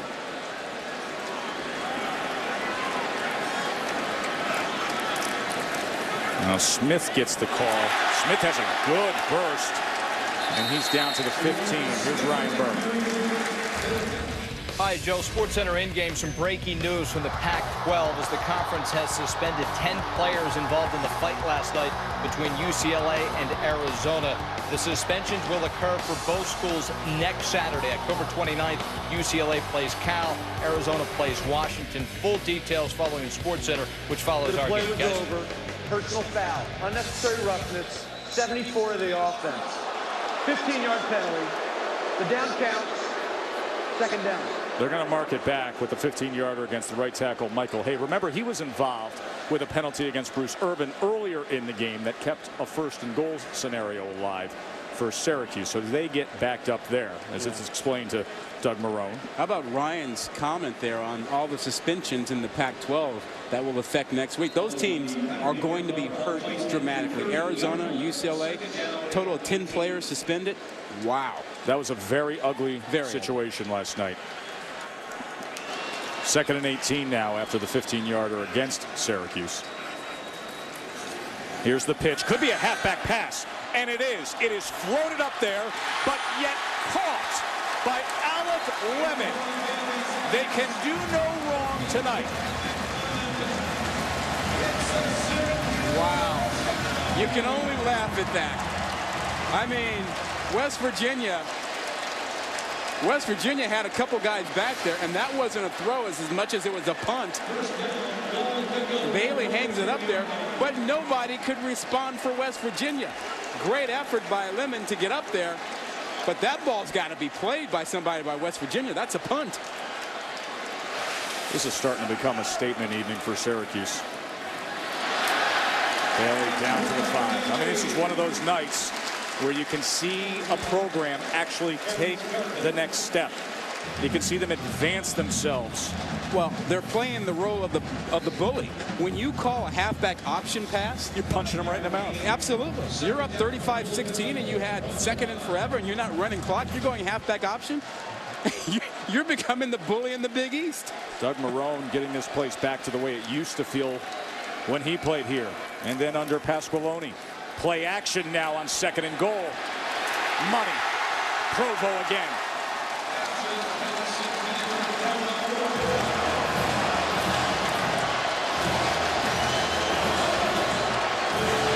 They're talking this over as Syracuse is celebrating. And they're saying incomplete. Well, clearly one official had a better view than the other and persuaded the other one of his view. I'm not sure what he saw. They're not saying the continuation of a catch. He caught the ball before the goal line. Yeah, he had control of that and came out. I think the official who was in front talking to the other in back was saying catch 1-2 he didn't across have the goal line. He didn't have control of the ball. He probably thought he saw him juggle the ball because he didn't believe he had 2 hands on it. But he's got control of that in 1 hand. And he doesn't lose it until he goes out of bounds.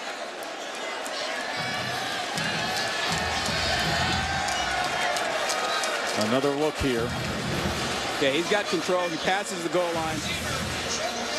On the ground, but as he was going to the ground, the ball came out. Incomplete pass. Wait. Yeah, but that's if you don't take 2 strides. No, all he has to do, and they're going to review this, all he has to do is break the plane of the goal line. That's right. With control of the ball. He's holding it with one hand. They say that he juggled it and lost it, but he didn't. He didn't lose it until he hit the ground.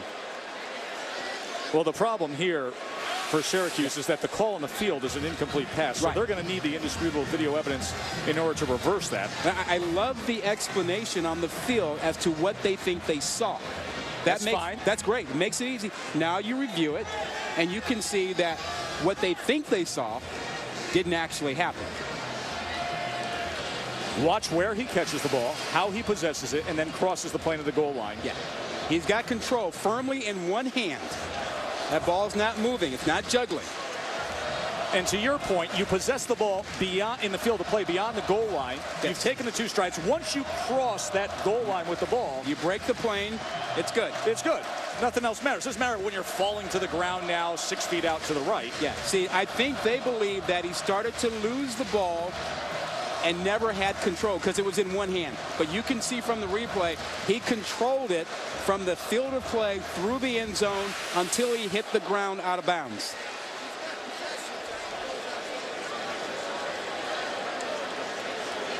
Further video review, it is a catch and a touchdown. The receiver gets 2 feet on the ground as he crosses the goal line, and it is not until then that he's contacted by the defender, and the ball comes out as he's going to the ground. I mean, listen, that was clear as day that he catches the ball before the goal line, takes 2 strides, crosses the plane, breaks the plane. Everything after that doesn't matter at all. I agree, but there's nothing wrong with the way the officials handled it. I like the fact that the 2 got together and talked, and they clearly explained to everyone what they thought they saw. And the guys up in the booth were able to say, you didn't see what you think you saw. It's fine. It's how the process is supposed to work. Exactly. Replay official Bob Welsh reversing that call on the field. 3 touchdowns tonight for Nick Provo. Unanswered points by the Cuse, 42-16 over number 15. And for West Virginia, Ron, 2010, 2011 looks just like it. And if you don't remember history, you're doomed to repeat it, and that's happening in West Virginia. Syracuse beating them up. They're not taking them out behind the woodshed. They're taking them in the dome and beating them.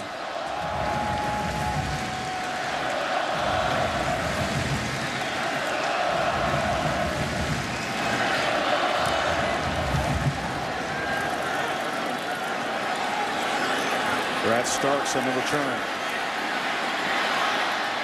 And a good one at that, out across to the 36. Been a long time since Syracuse had a win like this. Got to go back to 0-2 when they defeated number 8 Virginia Tech, the last win against a top 25 team. Doug Marone's squad in position for a big one tonight with ease. Did somebody put rocks in your trick-or-treat bag? Just so... That had to be the case. I can't take Halloween. It does nothing for me. Man. Nothing. Dressing up, the whole thing. You got to get into it. Here's the screen now to Austin. And Austin with about 9.5 yards there. It's been a fright night for West Virginia. Oh, scary. I don't think they could have imagined having a night like this where they couldn't get anything going offensively on a sustained basis and that they couldn't stop Syracuse. And Orlando Fisher is now down at the 40.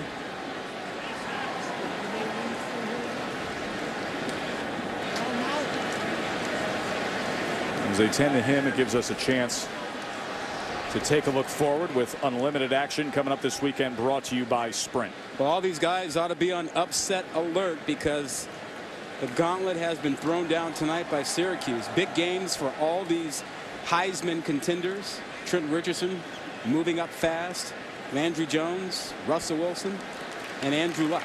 And all of them will be in prime time tomorrow night on our networks. You got Trent Richardson in Alabama on ESPN2 and Oklahoma and Texas Tech on either ABC or ESPN3. As Fisher walks off. Stanford, Washington, same deal, 8 o'clock ABC or ESPN3. And the big one on ESPN, Wisconsin and Michigan State, number 6, number 16. Right here we got number 15 getting beat up in the dome.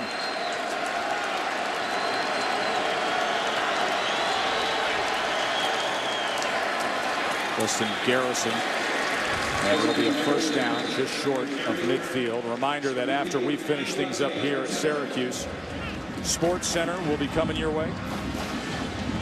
You know, this is really horrible for the Big East. When you think about West Virginia being their highest rated team, they may not have a ranked team. Well, last year they put forth an unranked Connecticut team in the Fiesta Bowl. And now they set up the tunnel screen, and that goes to Stedman Bailey for a first down. Last year they took so much heat for putting forth a team that had lost to Temple and Rutgers and came into that Fiesta Bowl like that. That could be critical when you think about the evaluation period of keeping your automatic BCS berth. If they go 2-3 years without having a highly ranked team, they may lose that thing automatically. Which is why they're out there trying to grab teams like Boise so that they can try to maintain and hold on to that big piece of the money pie and stay as an AQ conference. And this is a diving effort that time by McCartney. I mean, that's what this is all about right now. The play by, when people say, I don't understand, they're trying to get Boise. And listen, they're trying to exist, and they're trying to maintain that big piece of the pie coming into their pocket. Always follow the money. Pretty easy to read there. Well, based on what's going on with Missouri right now, there could be a domino effect that has the Big East in serious trouble come next week. I mean, serious trouble if Missouri goes to the SEC and the Big 12 decides we're going to go calling upon Louisville and West Virginia. Well, you mentioned UConn last year winning the conference. Now look at that right column. You see all these losses. West Virginia already had 1 loss. They're going to go to 2 losses. They won't have a team that's in the top 20. Gino's going to take a shot at it here. Oh, and that's a great effort going up by Brad Starks for the touchdown pass. Big time play. Big time play by the 6'3" senior. He sees this ball right from the beginning, and he gets to the highest point well before the defender can get up there and look for it. Look at him take up now. Jumps over Kevin Scott. Tyler Bittencourt for the conversion kick. Michael Molinari the hold.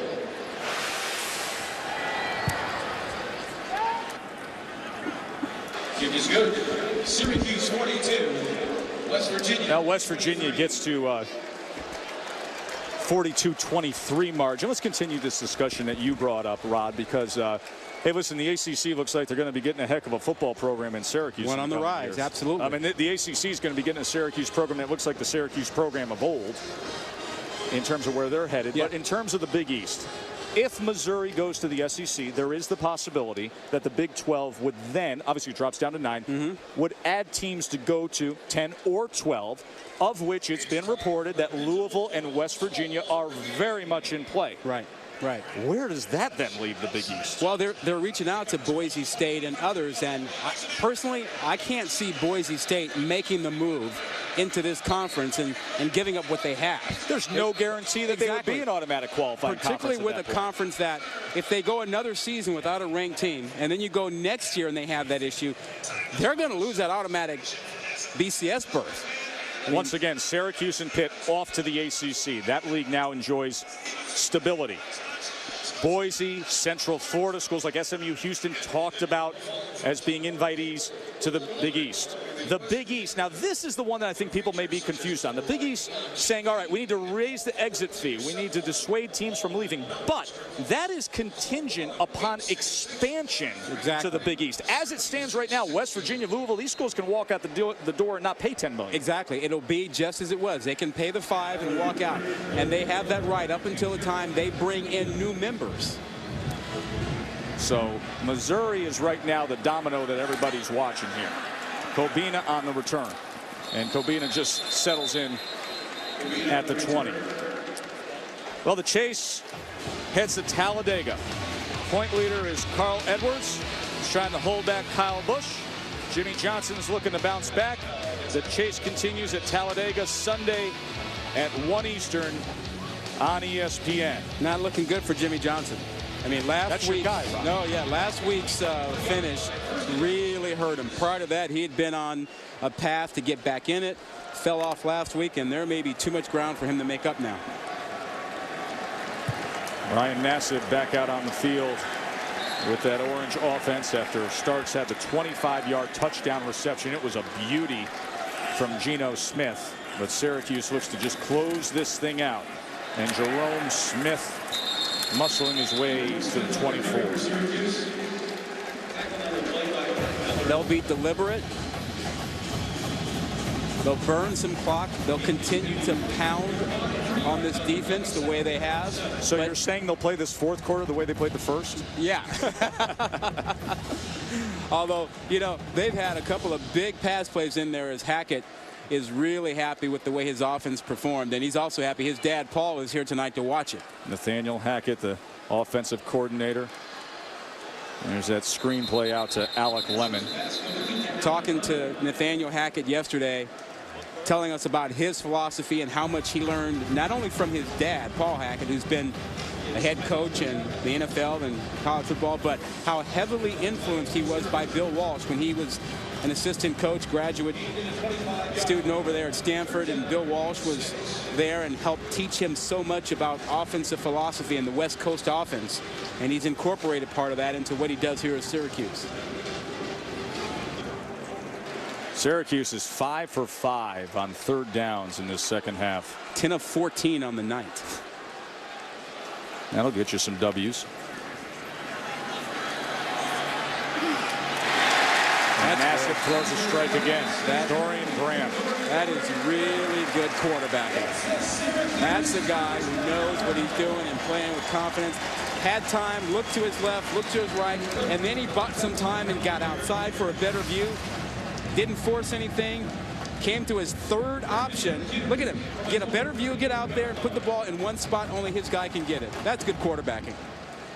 I'm laughing to myself because halfway through our week of preparation, there was a point where you called me and you said, this Nassib is good. Yeah. I'm telling you, he's good. He's under the radar. He's good. Yeah, I liked him. I got frustrated every time he'd throw a ball and sail it. Bailey with a big move at midfield. And Antoine Bailey is all the way down inside the 15 to the 12.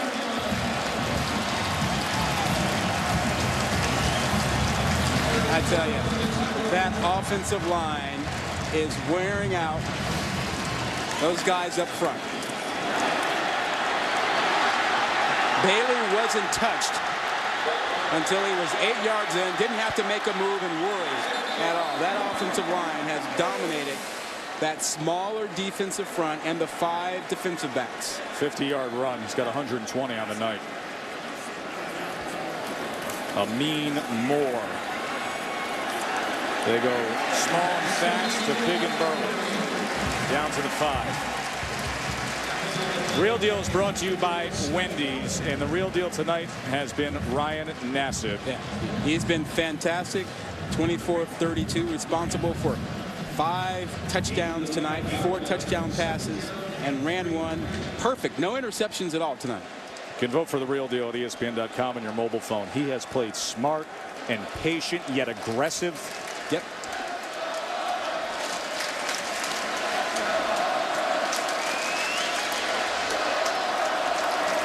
Bailey is going to be close to that first down line as they were surging ahead to try to set up a 1st and goal there. George Wright had the tackle in the middle of that West Virginia defense. They are knocking on the door of almost half 100 on the number 15 team in the country. You believe that? Wow.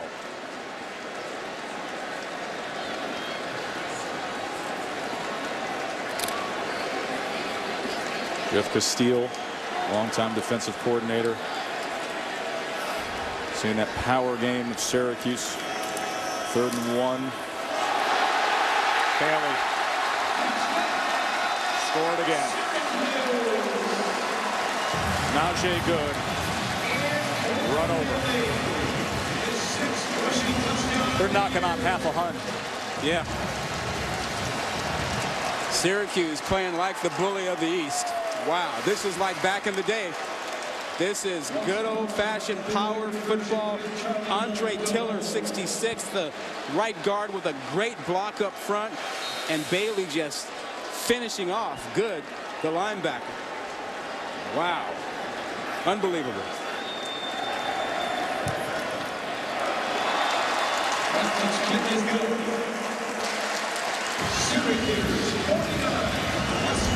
Great energy in the dome, but a tough night for Coach Holgorsen. Adding an eternal flame at the Coliseum for Al Davis. Some Raider greats, Willie Brown, Jim Plunkett, and others were around for that.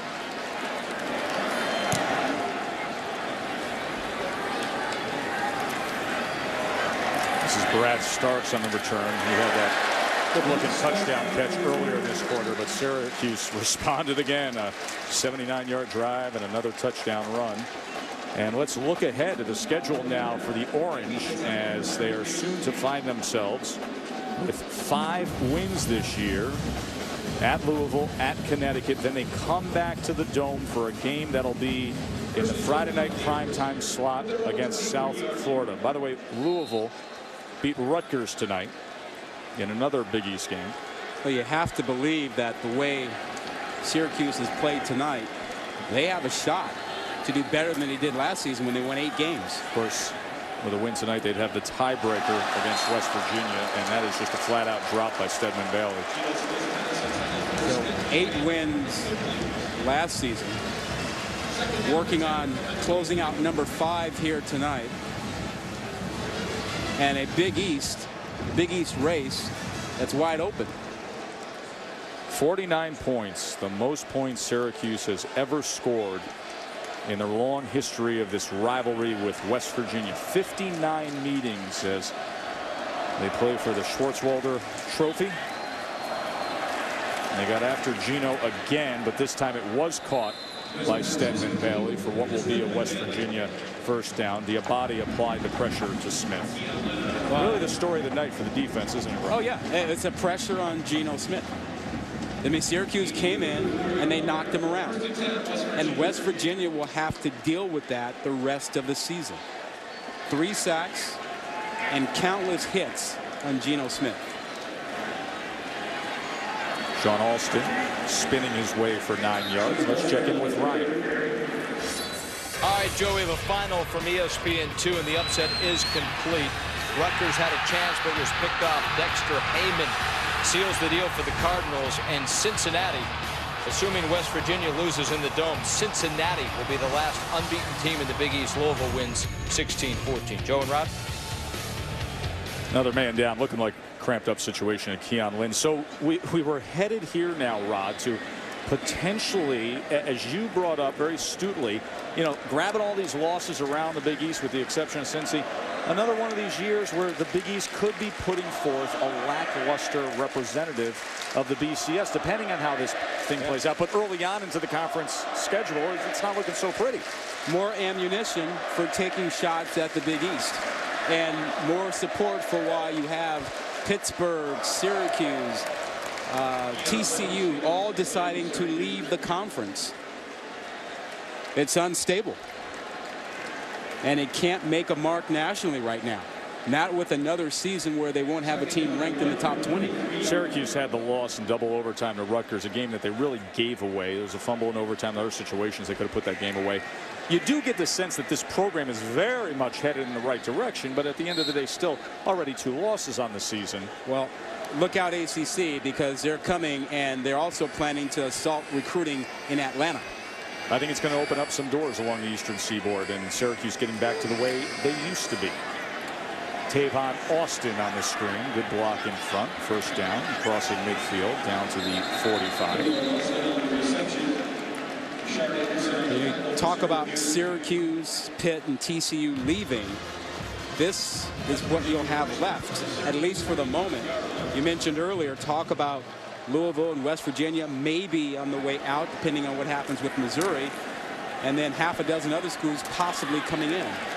Dustin Garrison, although if the situation with the Big 12 happens and they expand if Missouri goes to the SEC, there's a lot of ifs here, by the way, and I apologize for that, but if Missouri goes to the SEC, and if then that means that Louisville and West Virginia head over to the Big 12, if you're those other schools, do you come over to the Big East? Because would there even be a guarantee of the AQ status? The ball is loose, by the way, on the pressure, and West Virginia recovers. If you're one of those other schools and there's the continued attrition and erosion of the Big East, how attractive is it to you? I just look at one school, Boise State. That's the one that they believe can really help them on a number of fronts. I don't see any way Boise State comes out to the Big East if you lose any more schools. With there being no guarantee of automatic qualifying status down the road in the BCS. That's the problem. Sean Alston with the carry this time. So it'll be a 4th down for West Virginia, trailing by 26 in what has just been a night where Syracuse had everything click. We got to see more resolve out of West Virginia to protect the quarterback, and Geno Smith has got to protect the football better. He can't throw it up, and he just can't give it up when he gets knocked around a little bit. And trying to fight for that yardage to make. He's going to be close to it, but Kevin Scott came up and met Stedman Bailey. So it'll depend on the spot, or else it's a turnover on downs. And you know, going forward, every team that plays West Virginia will look at this defensive game plan and say, well, they don't respond well to teams that are physical with them. So let's go after them. Let's knock them around, beat them up, hit the quarterback, hit the receivers. They're going to measure this. Dana Holgorsen strongly hinted to us that the offensive line has a few issues, but we saw them, all the issues tonight. And they're going to be short, so it will be a turnover on downs. And with that, we will take a break as Syracuse will look to get rid of the remaining 2.5 minutes and celebrate a win here. For what, their current athletic director with a career-high 360 yards passing and a school record 34 completions. But then there's Joe Morris with 168 yards and a Syracuse 27-24 win. Boy, Oliver almost looked like Andrew there. You know, Andrew's going to tease him about the half jersey exposing the 6-pack abs. Well, if you don't know, Oliver Luck, the athletic director here at West Virginia, is the father of the leading Heisman Trophy candidate and the star of the Stanford Cardinal, Andrew Luck. We got a lot of big games tomorrow. Anyone in particular standing out for you that you're going to text me about all day? I'm very curious to see what happens with Wisconsin and Michigan State and Russell Wilson and a tremendous backfield with Monty Ball, who, by the way, has 16 rushing touchdowns this year, and we're not even talking about that. Yeah. And what they do against that very talented Michigan State defense, who's going to be without Golston after he was suspended by the Big Ten. How do you think that factors into things in that matchup, Rob? I think that's an issue. That's an issue for that run defense for Michigan State. And you should be tuning in tomorrow morning at 9 a.m. with Chris Fowler and Lee Corso and Kirk, Desmond Aaron, and David Pollock for game days. They're going to give a very much extensive preview of that number 6 versus number 16. Reminder, Sports Center is coming up after this game. And tomorrow night in prime time, we got 4 big games with 4 Heisman candidates all in action on our networks. Yeah, the Oklahoma game and the Alabama game, a lot of interest in seeing Landry Jones and Trent Richardson. Wisconsin will have their hands full with Sparty, and Stanford will have their hands full with Washington and their high-powered attack. Delano Howell, safety for Stanford, will not play in that ball game. Really? It hurts them, yeah. And Syracuse keeps on the ground with Smith. Under the radar tomorrow? What's that? Georgia Tech, Miami. Georgia Tech bounce back. They have to bounce back after that loss against Virginia. Here's a guy who has a program that has bounced back. Doug Marrone, 47-year-old former player here at Syracuse, 3rd year as the head coach, who said, when I came here, we were one of the worst BCS conference teams in the country. Spoke the truth. He was right. Now they're about to have their 5th win of the year against number 15, coming off a year in which They earned a bowl victory. They're going to be headed to the ACC with this program headed in the right direction, trying to get back to where it once was. And they're closing in on that. He said to us yesterday, Rod, what I keep asking this team, this program, is when are we going to take the next step? It's been nice. We've won. But when are we going to do something like what we can do here? Flag was a delay of game, by the way. Well, they got one of the big dogs tonight in West Virginia. They got him last year. And this one, no sneaking up on West Virginia. And how will West Virginia bounce back going forward? That's the real question for them.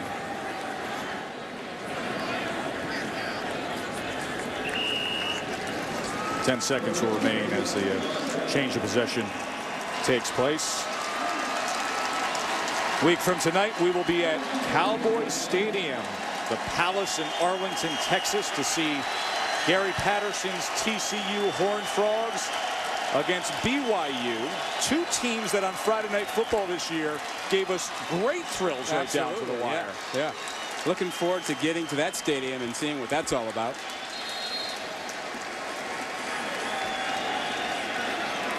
One last effort from West Virginia as they will just keep it on the ground. Alston's going to pad the stats a bit.